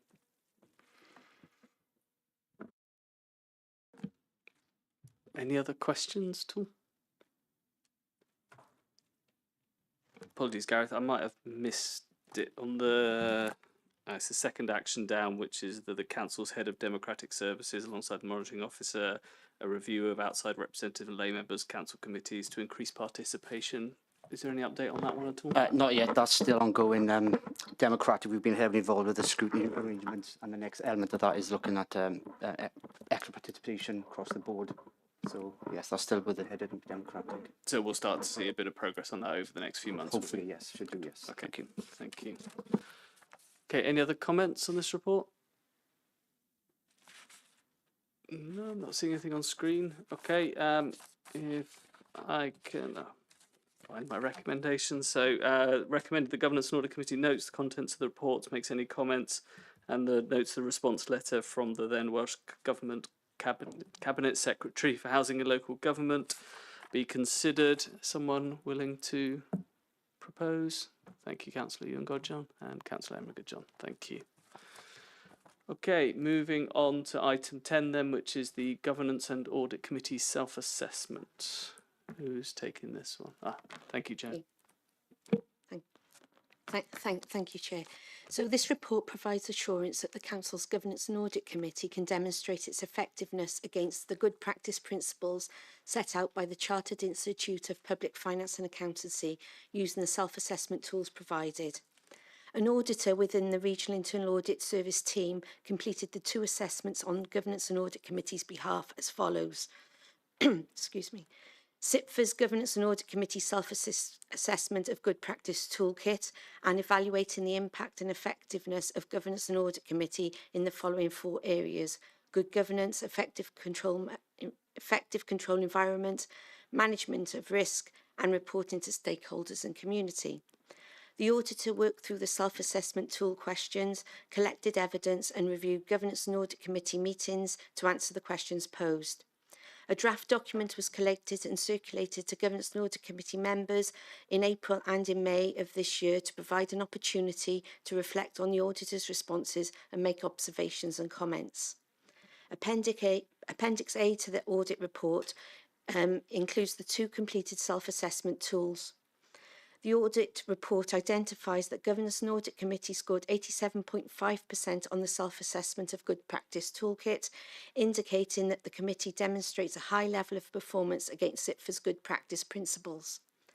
The Governance and Audit Committee has demonstrated a sufficient impact within their scope of influence on the promotion of good governance and effective public reporting, supporting effective risk management arrangements and contributing to the development of effective control environment across the Council.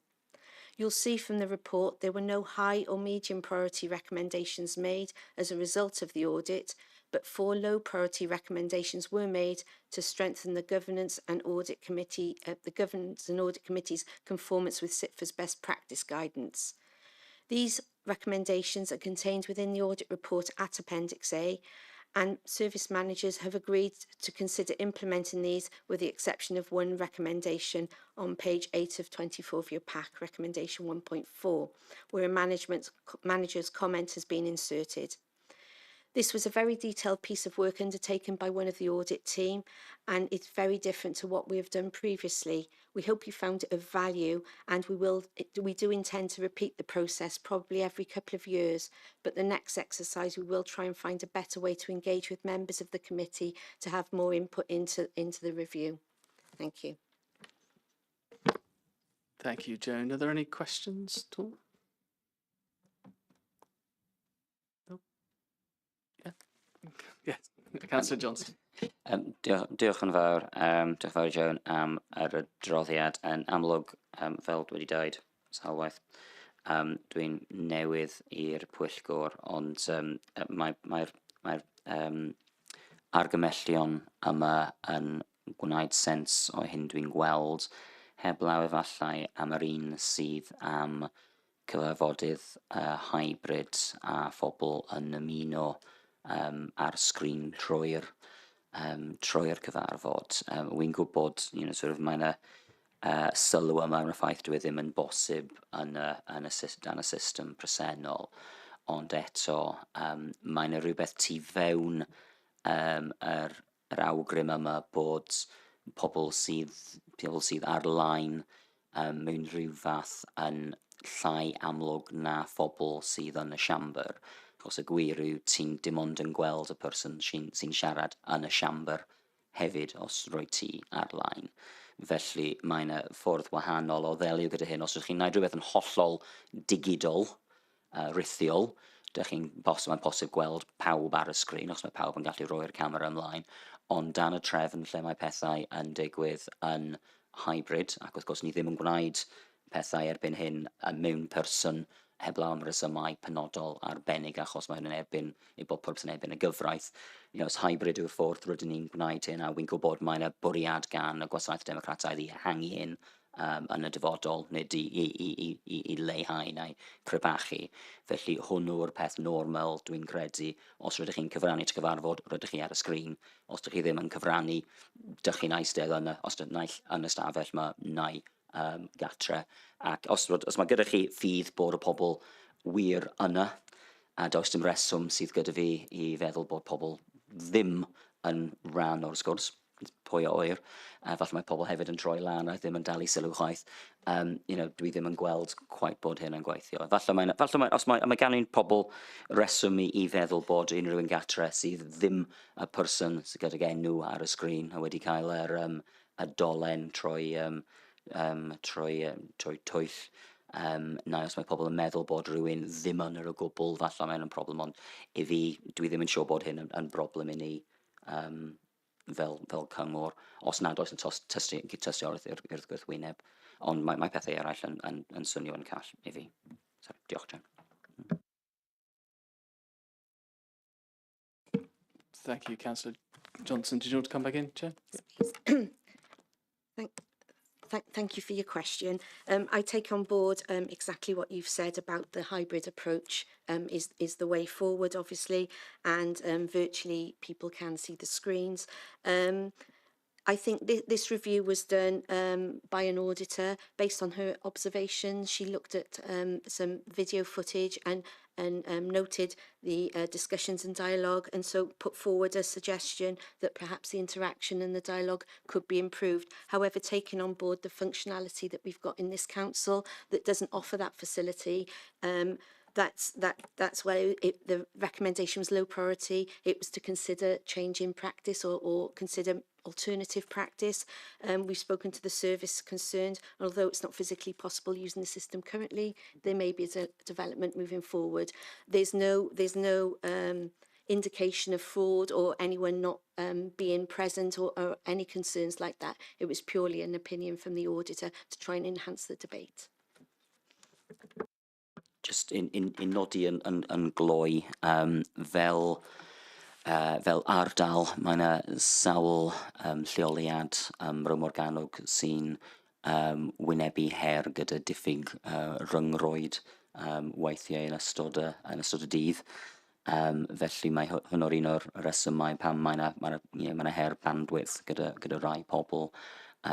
So mae hynna'n rhywbeth technegol, ond o'n i just moyn eglurdeb am y ffordd sgorio, achos mae'n dweud mae gyda ni, mae'r pwyllgor yn cael nid yn unig reasonable assurance, ond hefyd 175 allan o 200 yn defnyddio'r teclyn yna. So we just moyn sicrhad bod ni ddim yn cael ein cosbi am pethau sydd yn gallu bod yn dadleuol ar ran y pwynt yna. Os ydych chi'n cael eich cosbi, dwi'n teimlo bod chi'n cael eich cosbi am fethiant, nid ar gyfer rhywbeth sydd yn rhywbeth i drafod. Diolch.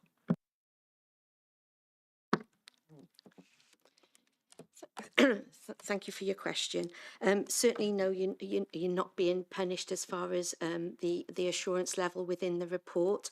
As I said, this was done as a desktop assessment by one auditor based on the evidence that was available at the time, and it was her opinion. There were some, obviously there was not much input from members, and as I said, it was based on the evidence available at the time, so the scope was quite contained just to the toolkit questions.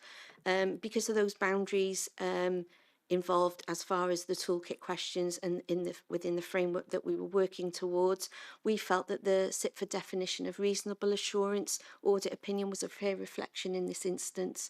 If we'd have done a wider piece of work, perhaps with a lot more engagement with yourselves as members, maybe we would have felt more comfortable making that that different assurance opinion, but we felt based on the situation and the work we did, reasonable assurance was the most appropriate.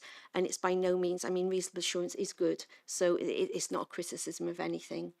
Hope that answers your question. Thank you. Thank you.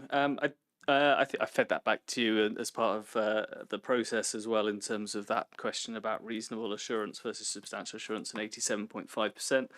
I think with this one, I think there is a missed opportunity here around that engagement with members. I think checklists serve a purpose, but they're not great at really assessing effectiveness.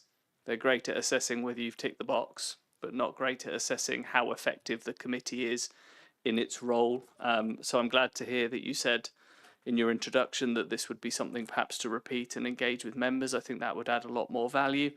And I wonder as well, building on Councillor Johnson's point regarding the low recommendations. I mean, looking through those recommendations, again, I fed this back in the email as part of the process, but the risks aren't really risks. There isn't a consequence to them. They're a cause, though, not non-compliance with Sefyllfa's code or best practice guidance. But so what? What's the impact on the local authority? So I wonder whether there's an opportunity to bring in like suggestions rather than recommendations. So you have high, medium, low recommendations where they are actual recommendations because there's a risk.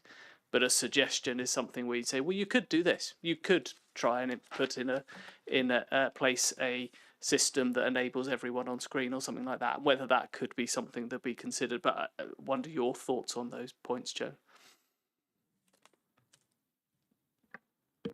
Yeah, thank you for that. Apologies if you felt that the potential risk didn't really reflect the finding. That's something maybe we need to look at more clearly. A low priority recommendation, as I said, is in line with the Sefyllfa definition. It's made for managers to consider to improve best practice. We just felt that in this case, we made them a recommendation just to improve the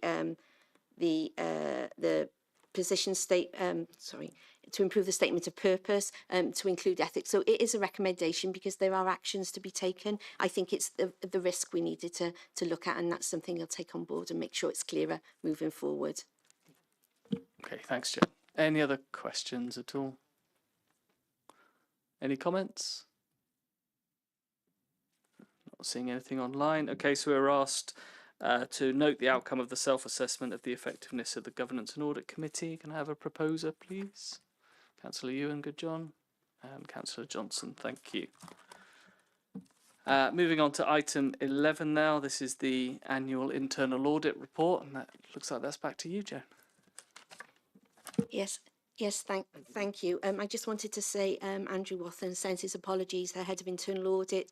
This is his annual internal audit report, and he ideally would have liked to present this, but he's had a clash of meetings tonight, so I'm going to talk you through it. So this report provides the Head of Internal Audit's annual opinion on the Council's control environment in relation to governance, risk management and internal control. It also informs the Governance and Audit Committee of the work and performance of internal audit for the financial year 25-26. This is an information report to ensure the Regional Internal Audit Service continues to be compliant with the Global Internal Audit Standards. It includes the Head of Internal Audit's annual opinion on the adequacy and effectiveness of the Council's framework in respect of governance, risk management and control for 25-26. And this year, the opinion is of reasonable assurance.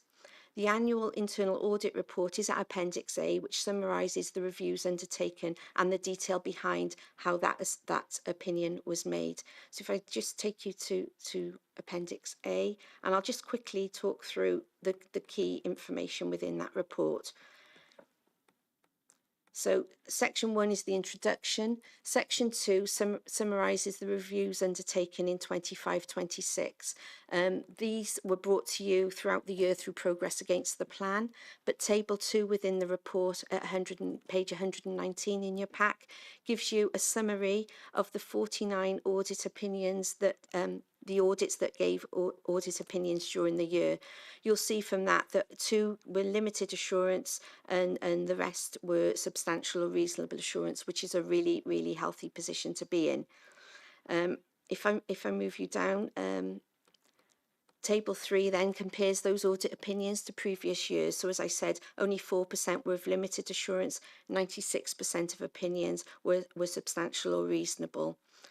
The 2 limited assurance reports have been brought to this committee previously and highlighted the key issues that were identified then. Moving down to table 4 of the report, it again summarises the position. So at the year end, there were 49, as I said, audits completed with an opinion. There were 11 audits that were in progress and carried forward, or not started and have been considered for inclusion in the 26-27 plan. And then there are 17 audits that were completed, but there's no opinion attached to those due to the nature of the work. So overall, completion of the plan was 86%. As I touched on just now, limited assurance opinion reports have been brought to this committee previously. There were only 2. One was vehicle fuel management, and the key issues are identified in 3.2 of Appendix A. And the second one was corporate building compliance. Just to note that those recommendations made were all approved and the implementation is being monitored through our normal practices. Follow-up audits are undertaken to provide assurance when there's been previous limited assurance audit opinions. During 25-26, there were 3 of these undertaken, and all 3 showed improvements, and therefore the opinions were reasonable. Section 4 of the report are recommendations are made. Again, this is a regular item that we bring to committee, so you've monitored this throughout the year. So in summary, in table 5, I've summarised there the number of recommendations that were made during 25-26. Again, this is very encouraging. There was only 7 high priority recommendations, and within table 5, it shows you the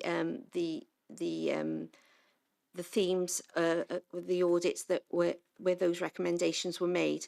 There were 116 medium priority recommendations and 140 low priority recommendations. Section 5 is counter fraud work. This is a very short information, high level. Committee will get the annual corporate fraud report brought here to the next meeting, but for as far as this report is concerned, it just highlights the fact that we work very closely with the council's corporate fraud officer. We get involved if there's any referrals into counter fraud and corruption work, and in table 6 it shows you there was 2 last year, and it describes the high level what that investigation or fact-finding exercise was and what the outcome was of that work. Moving on to section 6, key performance measures.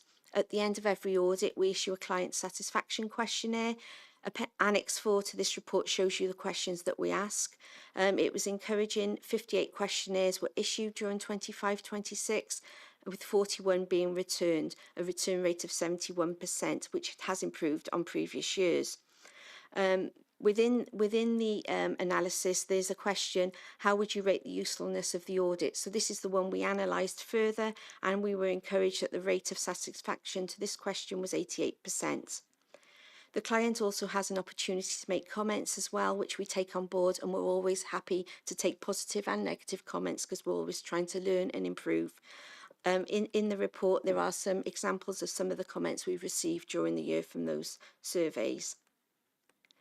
Section 7 is staff training. We always want to develop our staff to make sure they become the best that they can be. It's very encouraging. We took on 2 graduate auditors coming up 3 years ago. They're almost at the end of their professional Sefyllfa qualification, awaiting their final exam results. So that's a good example of us growing our own. Also, we've got 4 auditors that are studying the Certified Internal Auditor qualification and are progressing well. In addition to that, I've listed there some of the other online learning that the team have undertaken as a whole to self-development and to satisfy CPD requirements.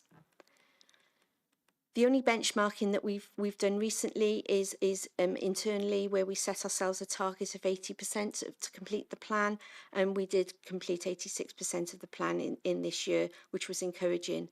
However, the Welsh Chief Auditors Group used to undertake a benchmarking exercise regionally. This has now been reinstated, so hopefully next year we'll have a lot more data that we can give to you for comparison purposes. Section 9 is the Global Internal Audit Standards and sets out what internal audit is about and how it fits in. Section 10 is the Regional Internal Audit Service Progress. It just gives you a little bit of background of how the regional service came about and any changes or improvements that have been made throughout the year, and obviously we're always looking to improve our service. We have undertaken some internal audit work this year for the Welsh Local Government Association that was well received, and we've also had a commitment to continue that in 26-27. Finally, section 11 takes you to the opinion statement. So this is where all that information that we've gone through is brought together and enables the head of audit to provide his opinion. So you'll see it split into 3. There's risk management, which is given substantial assurance, governance arrangements, reasonable assurance, and internal control, reasonable assurance. So from all that information, the head of internal audit has come to the conclusion that the council as a whole has reasonable assurance on the council's framework of governance, risk management and control for 25-26. And this information will be fed into the annual government statement. Thank you. Thank you, Joan. Any questions at all? Councillor Goodjohn. Thanks, Vice Chair. So it's a shame that Andrew isn't here to answer these questions because they are quite high level, but you're welcome to attempt them or welcome to skip them as you so wish. So the first one is from the perspective of internal audit. The evidence that's being given to supply these opinions I'm interested in. So what's been stated is the audits that you have performed and the performance of them. What's been stated is the follow-up reviews of actions that haven't been undertaken, any significant recommendations from the outcome of those audits. These are the kind of evidence you're taking on board to make these assurances to us. However, I'm interested as to your perspective if we're having enough of a view of any areas of the council that we're not auditing within that year, that we do every few years, is being missed out from that perspective of the overall assurance that we get at the end of the day. And if there are any other aspects of risk management or governance that you believe are being missed out when these assurances are final opinions on assurance are being given to us.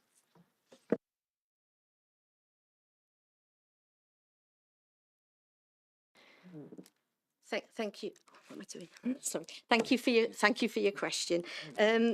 Yeah, as you know, and you'll see from the next item, the annual internal audit plan tries to assess the main areas of risk and where internal audit should focus their resources. So at the beginning of 25-26, that exercise was undertaken, and the plan that you had in front of you was a plan that we felt would provide enough coverage to provide assurance across the council. There is room for manoeuvre within there. There is a line for if there's any emerging risks during the year, and we can change our resources to focus on those. As we also take assurance from external work, so Audit Wales work, Estin, and CSSIW. So we try and look across the horizon. So in answer to your question, we feel that our internal audit plan will give us enough assurance for internal audit coverage with the resources that we've got. We do be mindful of the other things, and obviously we'd always like to do more, but within the resources we've got, we feel we do enough coverage. Thank you. And just my other question is, coming out of the perspective of internal audit, the overall evaluation of our governance procedures is considered as part of our annual self-assessment, which is coming up very soon through the scrutiny process. I'm just interested if you're aware of this process and the evidence that's given when we provide a opinion based on our own findings of how good our governance is. So I would just read from you last year's evidence that was given to assess ourselves that our governance was good. So the evidence that was given was the panel performance assessment that was performed, the annual governance statement, which comes directly from the internal audit report, the internal audit report and the 3 assurance opinions that were given to us, and the action tracker of external regulators. Now, to me, and this is a personal opinion that I'll bring to scrutiny, is I don't feel that gives us enough coverage of our overall governance. That gives us an overall coverage of our internal audit, not of our governance, right? I'm interested if you think that internal audit in of itself can be used as a mechanism to determine how good the entire governance of the council is. And you're welcome to skip this question because it's quite broad, but you're welcome to take it. So Andrew, in writing his report and the work that he does with me and an SLT, will take assurance from a number of places. And you've mentioned a number of the key ones there. For me, amongst that, those various reports and work, the AGS, the Annual Governance Statement, is the one that's the umbrella over the top in terms of governance, because that's the assessment that we make of our compliance with our own code of corporate governance. So that is the holistic one that looks across the piece, and that's why that is a component of the council statutory reporting at year end. That feeds into the it's a key component of the statement of accounts, and for the reader of the accounts, they know that those the numbers in the accounts have got good provenance because there's a good set of governance behind them. So AGS for me is a really important one, and that's not diminishing the work that Andrew and team do on the audit plan. One of the other things, and I see this firsthand, is I see the attention that the senior leadership team give to governance. They give plenty of time to the discussions around the audit plan, and they all feed into the risks, and I have an opportunity to do that with the audit team as well, for my broad knowledge around the risks at the council, and they're very active during the year, not just making sure that the plan's delivered, and we push that, and that's really positive that 86% of the audit plan was delivered, this financial year, but also making sure that those outstanding items from historical reports are actually monitored and understood as well. So I think I'm really content with the overall governance arrangements at the council. Just to come back, just to clarify that none of this is a criticism of internal audit or their work whatsoever, and it's just my understanding of where the information has come from to make these assessments, and my assurance that there isn't a repeat of the same information being used to make multiple different assessments as it goes up the chain. So that's good to hear. So as far as I'm concerned, in this report, from the information gathered, this evidence being used is enough for me to be assured that the opinions given are reliable for this particular report. So that was just where I was getting at, so people understood. Thank you, Councillor Goodjohn. Yes, Councillor Johnson. Diolch, Joan. Just ychydig o gwestiynau gloi, just i raddau am y methodoleg. Yn y todlen A, tabl 3, mae'n y cymhariaeth o'r barn archwiliad sydd wedi digwydd dros blynyddoedd, a mae'n y gostwng sylweddol rhwng 2023-2024 pan roedd yna 10 neu 29% yn cyfyngedig o ran yr yswiriant, i dim ond 2 eleni sydd wedi cael eu cyflwyno i'r pwyllgor eisoes, sef 4%.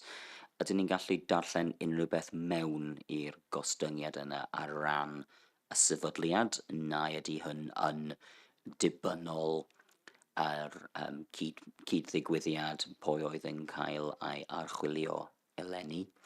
Ac ail ran o'r cwestiwn just yw o gwmpas gosod targed i'r adran, achos mae'r targed 80% sydd wedi cael ei gosod, ni wedi cyrraedd y targed gyda 86%, ond ydy'r targed, a oes unrhyw beth tu ôl i'r targed, neu hwn just ydy hwn ar gyfer gweithwyr mewnol i sicrhau bod nhw'n cyflawni'r maint o waith yna. Oes pwrpas i'r targed, ac oes tystiolaeth pam 80%. Diolch.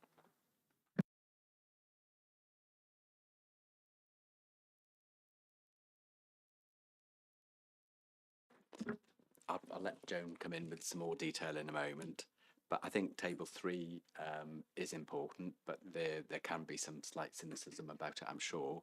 But for me, it is showing that our internal control environment is strengthening over time. I can say that with some confidence, because actually we're looking, when we do the audit plan, it's against the known risks. So we're not looking at approaching it in a different way year on year. And then the other thing, the 80% is to some extent a rule of thumb. But if we've, as a council, set out at the start of the year our risks, and we're actually asking the internal audit team to have a look at them, and then at the end of the year for the head of internal audit to actually make an assessment, which you see at the end of this report, he'll need to do that on a certain level of evidence. And so our rule of thumb is we're saying you need to at least deliver the 80% of the audit plan to be able to give that to some reasonable level of assurance.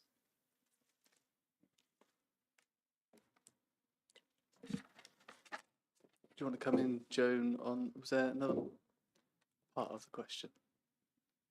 I think Matt answered most of what I was going to say.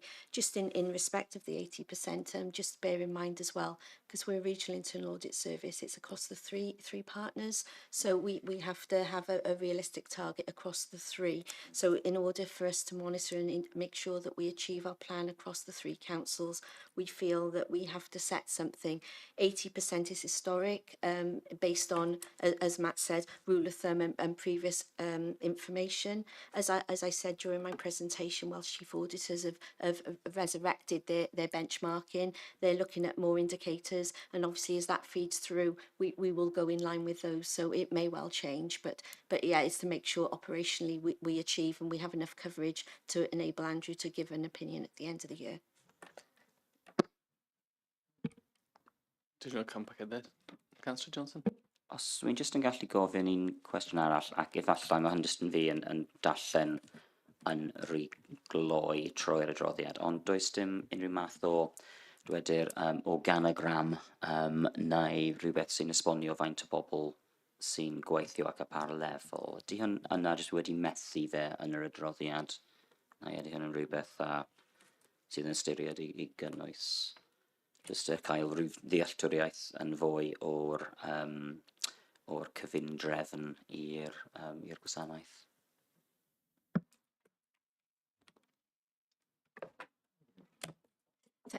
Thank you for your question. That's a really good point. No, we don't include it, but perhaps we should, because I think that would provide more context. So yes, thank you for that. We will definitely include it next time.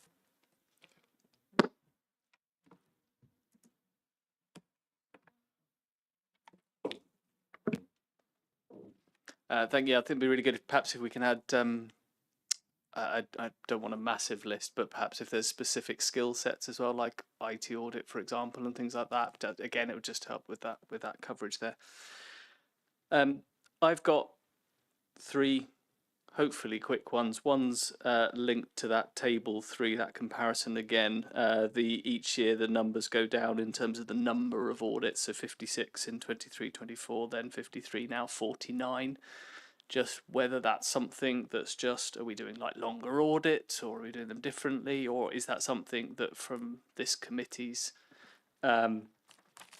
point of view we need to be concerned about in terms of resourcing? The second question is regarding table 5 in 4.2, which is the analysis of recommendations made, given in the review of the Governance and Audit Committee effectiveness, we didn't, or management didn't accept one of the recommendations. They said they weren't going to do it. I'm just wondering, there's nothing in here about recommendations that aren't going to be implemented. So just wondered if that's how, you won't probably be able to answer off the top of your head, but whether there is a number of recommendations that aren't going to be implemented out of that 263. And my last question is regarding the governance arrangements opinion. The last paragraph in the box in Appendix A says no other significant issues were identified, but I didn't actually read anything above it that suggests there was an initial issue to which the other then follows. Again, happy for you to take these offline rather than, that's in the Appendix A. There's the 3 boxes, one for risk management, one for governance arrangements, and one for internal control. It's just the last paragraph against governance arrangements. So, yeah, thank you. Okay. Thank you, Nigel. As far as the last comment, that is probably a typo. I haven't got to it, but we can look at that. Yeah, I think that's poor wording, to be honest. I think that's poor wording. We'll look at that. As far as table 3 is concerned, and the observation that the number of audits have gone down year on year, that's a timing issue as far as 25-26 is concerned. In another table, it said that we had 11 audits that, well, I think it was 5 ongoing and 6 considered for the previous year. So those 5 ongoing, if they'd have completed, we would have been nearer where we would have liked to have been. So that is pure timing with concluding the audit to a draft report stage where we could give an opinion. So we do try to achieve the plan, and that, like I said, is a timing issue.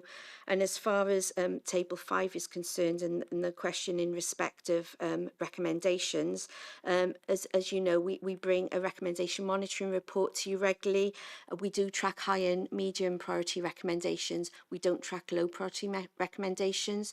The one we discussed earlier was a low priority recommendation, so that's not actually included on Annex 3 in Appendix A, but the rest of them are in there, and if any weren't agreed, they would be showing it in that annex. I think I've got, because table 5 analysis of recommendations does include the lows, so it suggests that there are 140 that will be implemented regardless of whether you follow up on them or not. But that may not be the case if some of those haven't been accepted. So I just wonder whether that's again something to look at in terms of clarity of what are we expecting to be implemented by the organisation, whether internal audit followed up on them or not, if that makes sense. Yeah, we'll be clear on that. Yes, Yeah, thank you. great, thank you. Lovely, okay. Okay, go on then, Councillor Goodjohn. Just based on what you asked, just with the Appendix A, can we just ask Andrew for after the meeting some information as to why, based on the fact there was no issues with governance, it was given a reasonable assurance and not a substantial assurance? Just want to know why. That's all. Okay, thank you, Councillor Goodjohn. Okay, any further questions? Any comments?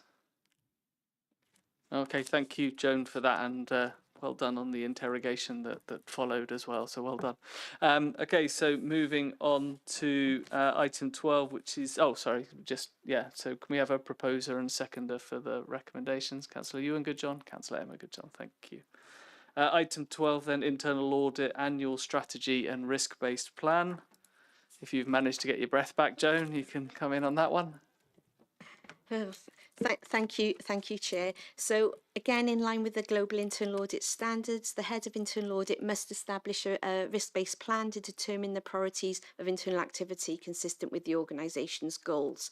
The report is before you, outlines all the things to be considered. So attached to Appendix A to the report is the internal audit strategy document for 26-27, and this demonstrates how the internal audit service will be delivered in compliance with the global internal audit standard requirements. Then at the end of Appendix A is the actual proposed risk-based plan for 26-27. If I briefly take you through Appendix A, just to highlight, within that there's a definition of internal audit and the requirement for internal audit. There's also the section 151 responsibility and how the plan is developed. If I take you to number 7, methodology, that sets out the step by step the process that we go through in order to create the plan. As it says there, we look at all the documentation, reports, etc. that are available to us, including the risk register, the Vale 2030 plan. We also sent out e-forms to chief officers so they could highlight any key concerns, key changes or key risks that they have in their areas, so we can consider those. So it's quite a robust process. We then take it to SLT, where again it's considered at a very high level, and comments and suggestions are made, as Matt described earlier. The plan then that we come up with, as we've touched on earlier, is a plan that we feel will provide enough coverage to give an opinion based on the resources that we have available. If I skip down without talking too much, if I skip to Appendix B of that report, that shows the internal audit plan. Within there, it shows the directorate. So there are some cross-cutting pieces of work, but then there's service-specific or directorate-specific work. It gives you the area that we're going to be looking at and a very high-level scope or risk. Obviously, once the plan or that audit is allocated, that scope is discussed and refined. But that there gives you assurance that the plan covers across the whole of the organisation. There's also in there provision for any emerging risks, so the plan can be flexible if we have got provision in there to a certain extent to take on anything, or we would come back to you if the plan was to change significantly due to any other emerging risks. I think that's all I want to say, but I'm happy to take any questions. Thank you. Okay, thank you, Joan. Are there any questions? Yeah, Councillor Johnson. Diolch, Joan. I raddau, dwi ddim yn siŵr os mae'n cwestiwn. Wi jyst yn edrych eto at maint o'r gwaith sydd gan y gwasanaeth I gyflawni. A dwi'n gywir ddweud fod wnaethoch chi cwblhau 49 yn y flwyddyn blaenorol, ond roedd 17, oedd hi'n sôn am 17 oedd heb barn archwiliad. So oedd 67 yn y gyfanrwydd, a jyst yn gweithio allan fy mhen ar ran y maint o waith sydd yma gyda 60, os ydych chi'n bwriadu gwneud 64, ond ni'n targedu cael 80% yn cael ei gwblhau. Wi jyst yn ceisio cael fy mhen rounds targedu wneud gwaith os nad ydych chi'n disgwyl i gwblhau'r holl gwaith. Gobeithio mae hyn yn gwneud sens fel gwestiwn.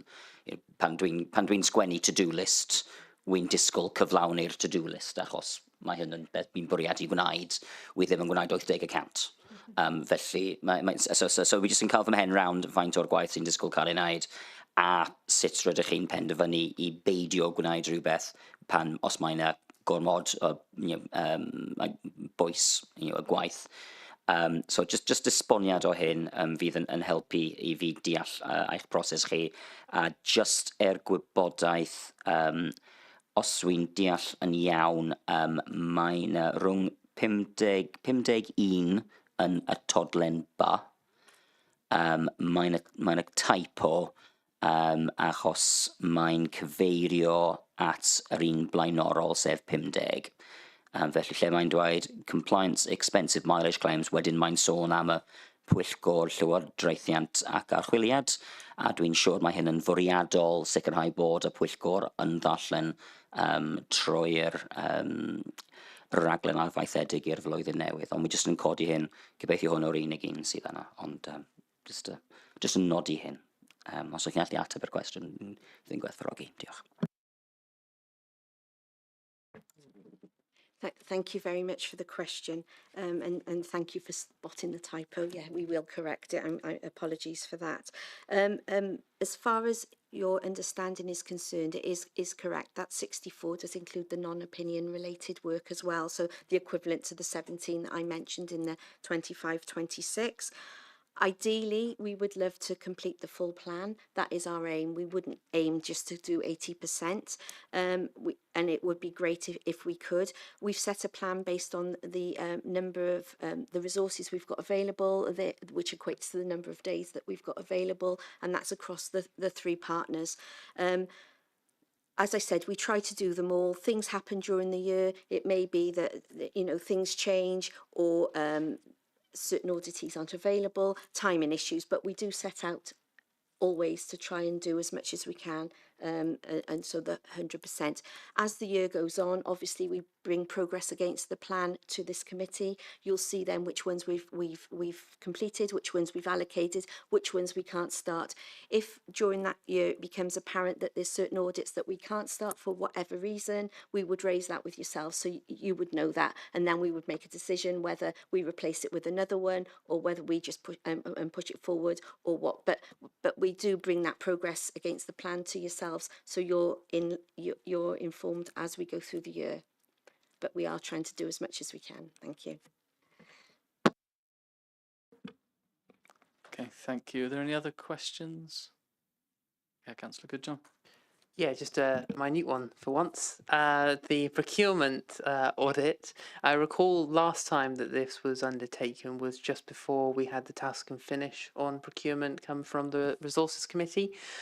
So I'm just interested if the audit's going to purely conduct an audit based on legislation and based on the requirements of what it has to perform as a duty, or if it's going to look a little bit wider at our requirements under Project Zero and the new policies that have been put forward by Matt, included as part of the procurement policy process, and how we are complying with our own policies on top of the regulations that have been newly added to the Council.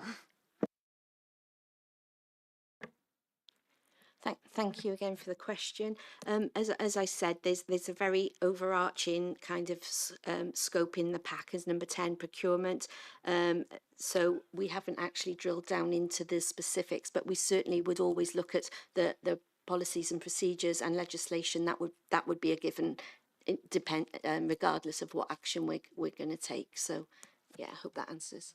Yeah, just because there's a difference between something that's just basing the legislation only and the policies only, and also looking at effectiveness, as we've talked about before. There's a difference in those kinds of audits, right? We're obviously a very diverse organisation with many of our directorates and services potentially entering into contracts with similar suppliers or the same suppliers.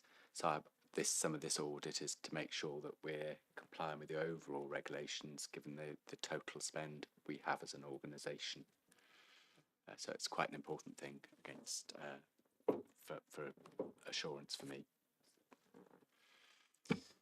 Great, thank you. I think there's no other questions on at the moment. I think we've mentioned in previous years, going back to Councillor Johnson's question about, I think when I first started, we had high, medium, low categorizations, but I think all of them were high.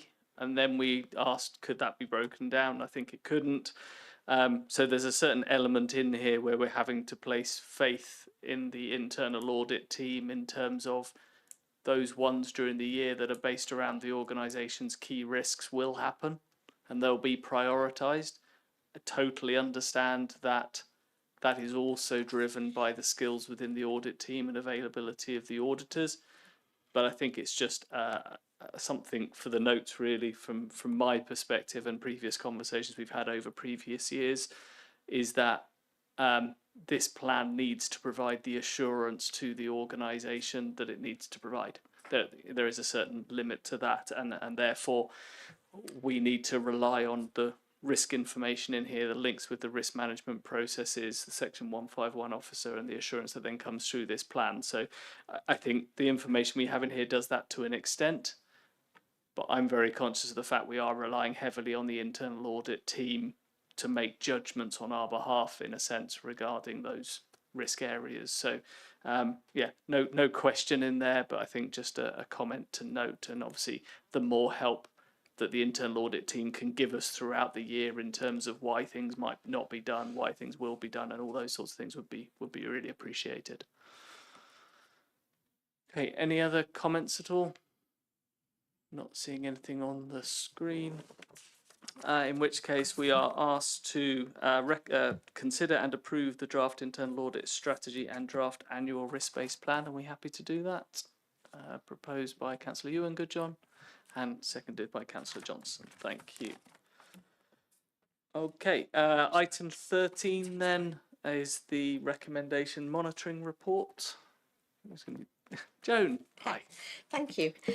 So at the request of the chair of the Governance and Audit Committee, I think last time or the time before, this report provides members of the committee with an update from the relevant service managers on the status of recommendations made in audits issued prior to 25-26, which have yet to be implemented. The comments have been agreed by the relevant heads of service or directors and discussed at senior leadership team. If I just take you into the report on 4.1, table 2, that provides a summary of the number of recommendations that we're talking about. So you can see from the table in 23-24, 161 high and medium priority recommendations were made, and yet there's 2 that are still yet to be implemented. And in 24-25, there was 117 have been made, and 110 have been implemented and 7 yet to be implemented. So we're talking about 9 recommendations. Those 9 recommendations are attached to Appendix A. Service managers were contacted and asked to provide updates on the progress being made to implement each recommendation and to provide assurance that any risks are being mitigated in the meantime. We also gave them the opportunity to provide another date if necessary, a realistic date where they considered that those actions would be completed and therefore the recommendation implemented. All that information, as I said, is collated in Appendix A. And you can see that they've given us dates now that they're happy for us to be monitored against, and within the current position management update highlighted in yellow, it explains any mitigating actions that have been put in place in the meantime. Thank you. Thank you, Joan. Any questions? Yeah, Councillor Johnson. Diolch Joe. Joan, maen nhw I gyd yn pynciau diddorol, ond yn union fel... A dwi'n colli fi o'r... Fi ddim ar y sgrin. Hang on. Mae'n rhan ar y battery neu rhywbeth.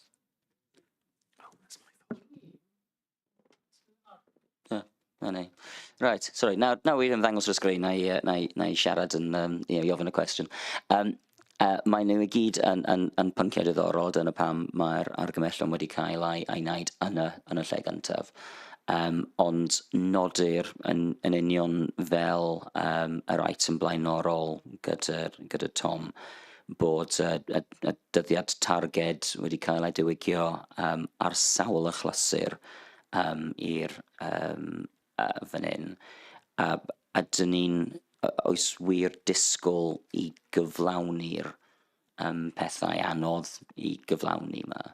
Achos os yna wedi bod yma am sawl mlynedd, wy'n deall pam mae'n ddigwydd, wy'n deall mae'n anodd, wy'n deall maen nhw'n sort of sticky, ond oes disgwyl I ni gwblhau cyn i'r dyddiad targed nesaf, na ydy yn jyst mynd I lithro ymlaen tan y chwarter nesaf a'r chwarter wedyn.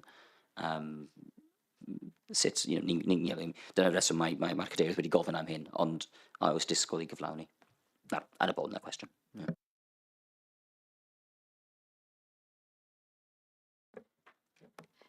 Thank you for your question. Very similar to the question posed with Tom earlier. For transparency, we do provide you with the information as when those dates have been pushed forward. The narrative that's highlighted in yellow has changed over time, so the history isn't there. So there would have been reasons why each of these recommendations may have been pushed forward and any mitigation that has been put in place in the meanwhile. However, this exercise on these 9 service managers and I said directors have had sight of this as well, have seen these dates and they've all assured us as much as they can at this present moment in time that these dates are the dates where they feel that the implementation will be achieved, and that's what they'll be monitored against.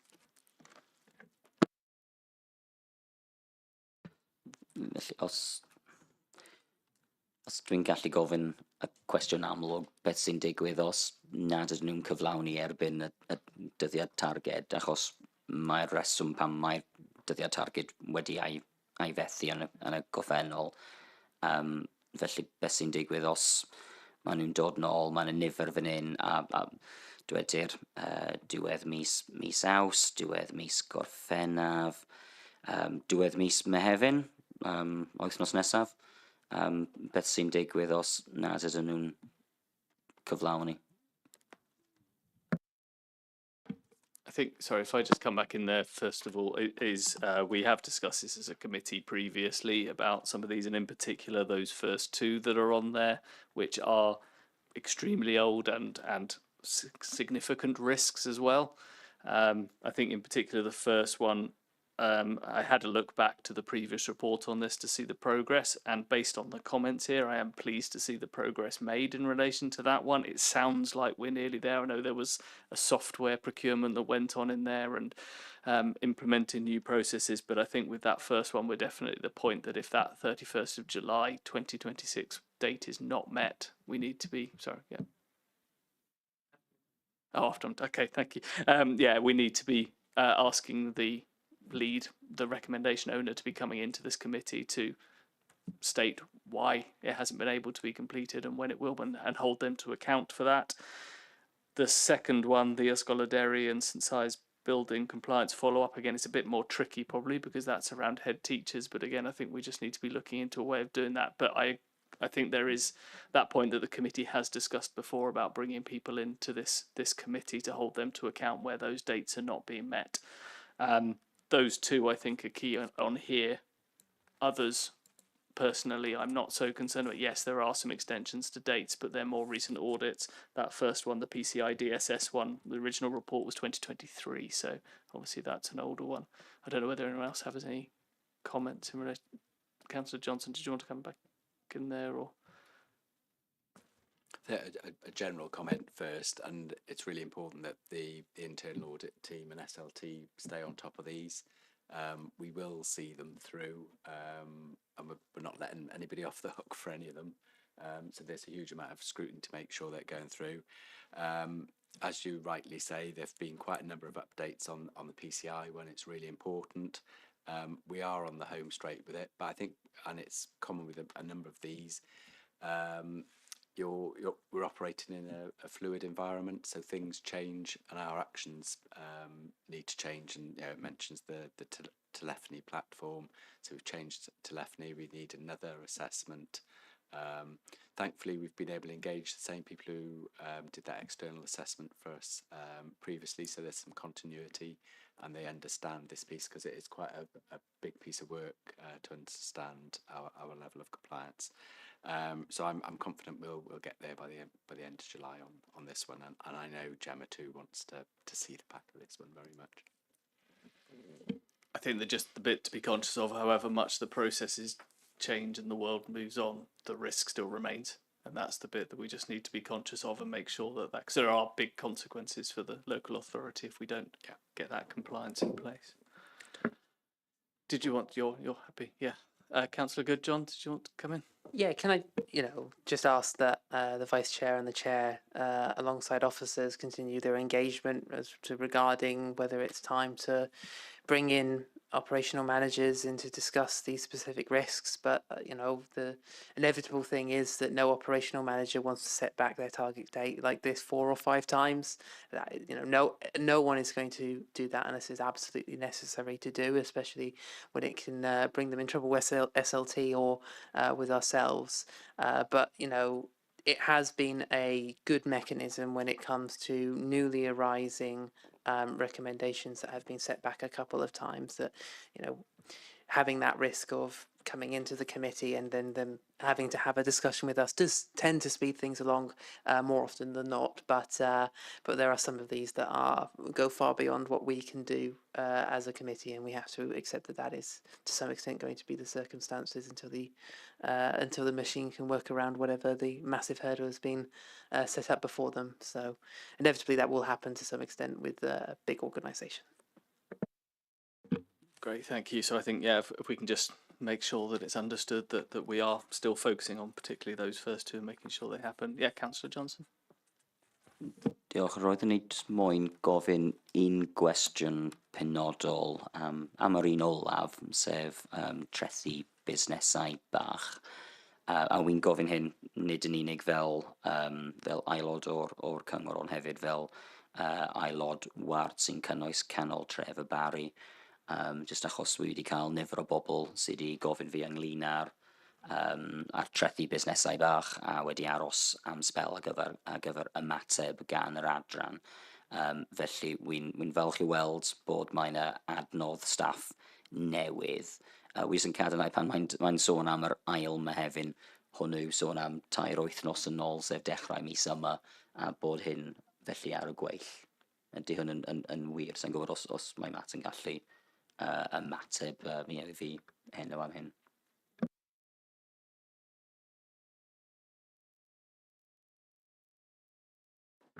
So this is one of my teams, so I can come in and cover this one. So I think the important thing to note is an assessment is made. So an officer in the team makes an assessment at the point in time, and what this action, rightly from the internal audit team when they've come and reviewed the process and procedures, is that we do undertake some review and checking that we're making the appropriate awards. So the issue is here around the resources and the extent that we're able to do that. So there's been a little bit to and fro with internal audit, what that actually looks like. So there is now some additional staff resource that's come into place from the start of June. The resource is being trained up, and we'll have that process up and running. We won't be able to review 100% of all the assessments are made, given the volume of transactions activity in the team, but we will be having us taking a sample and reviewing in that way. Okay, thank you, Matt. Okay, any other questions? Any other comments? Okay, we're being asked to note the report, so can I have a proposer? Councillor Johnson and Councillor Goodjohn. Thank you. Okay, pleased to hear through my poor chairing, which Gareth was here to show me how it's done, but we are on to the last item now, which is the forward work programme. This one, it's this, Gareth, who's Joan? Thank you. Thank you. Yeah, this is the final one. It's the standard report that you get at each governance and audit committee. Within it, it sets out the proposed agenda for the next meeting, which is on the 20th of July. You'll see that there's 11 items there. Also attached to Appendix A is the schedule proposed for the ongoing year. However, that can be flexible and amendments can be made as necessary. Thank you. Okay, any questions? Yeah, Councillor Goodjohn. Can we, on the subject of next meeting's agenda, can we be logical about this and do a little bit of reshaping? Because if we're not going to have an additional meeting for any of these specific items, special meeting, and that's perfectly fine, it's a long agenda. Can we take out some reports that are just to note that we see very regularly, that we'll see very soon anyway, or bump them over to September's meeting if we weren't going to see them next meeting in September anyway? Can we just, can the chair, vice chair, officers just take a look and try and minimise the number of items as far as possible, just because we have some really important statutory business to get on with? Yeah, we can take that away, and between myself and the chair and Gareth we'll try and streamline the agenda. Absolutely. Are there any other comments, questions or comments? No. We're asked to note, I think, the forward programme. So can I have a proposer and a seconder? Councillor Emma Goodjohn, Councillor Ewan Goodjohn. Thank you very much. Any items to which the chair has decided are urgent? I am aware of none, and there is no part 2. So I'm happy to declare the meeting over. Thank you very much for everyone's input today and the very constructive conversations. Thank you very much, everyone.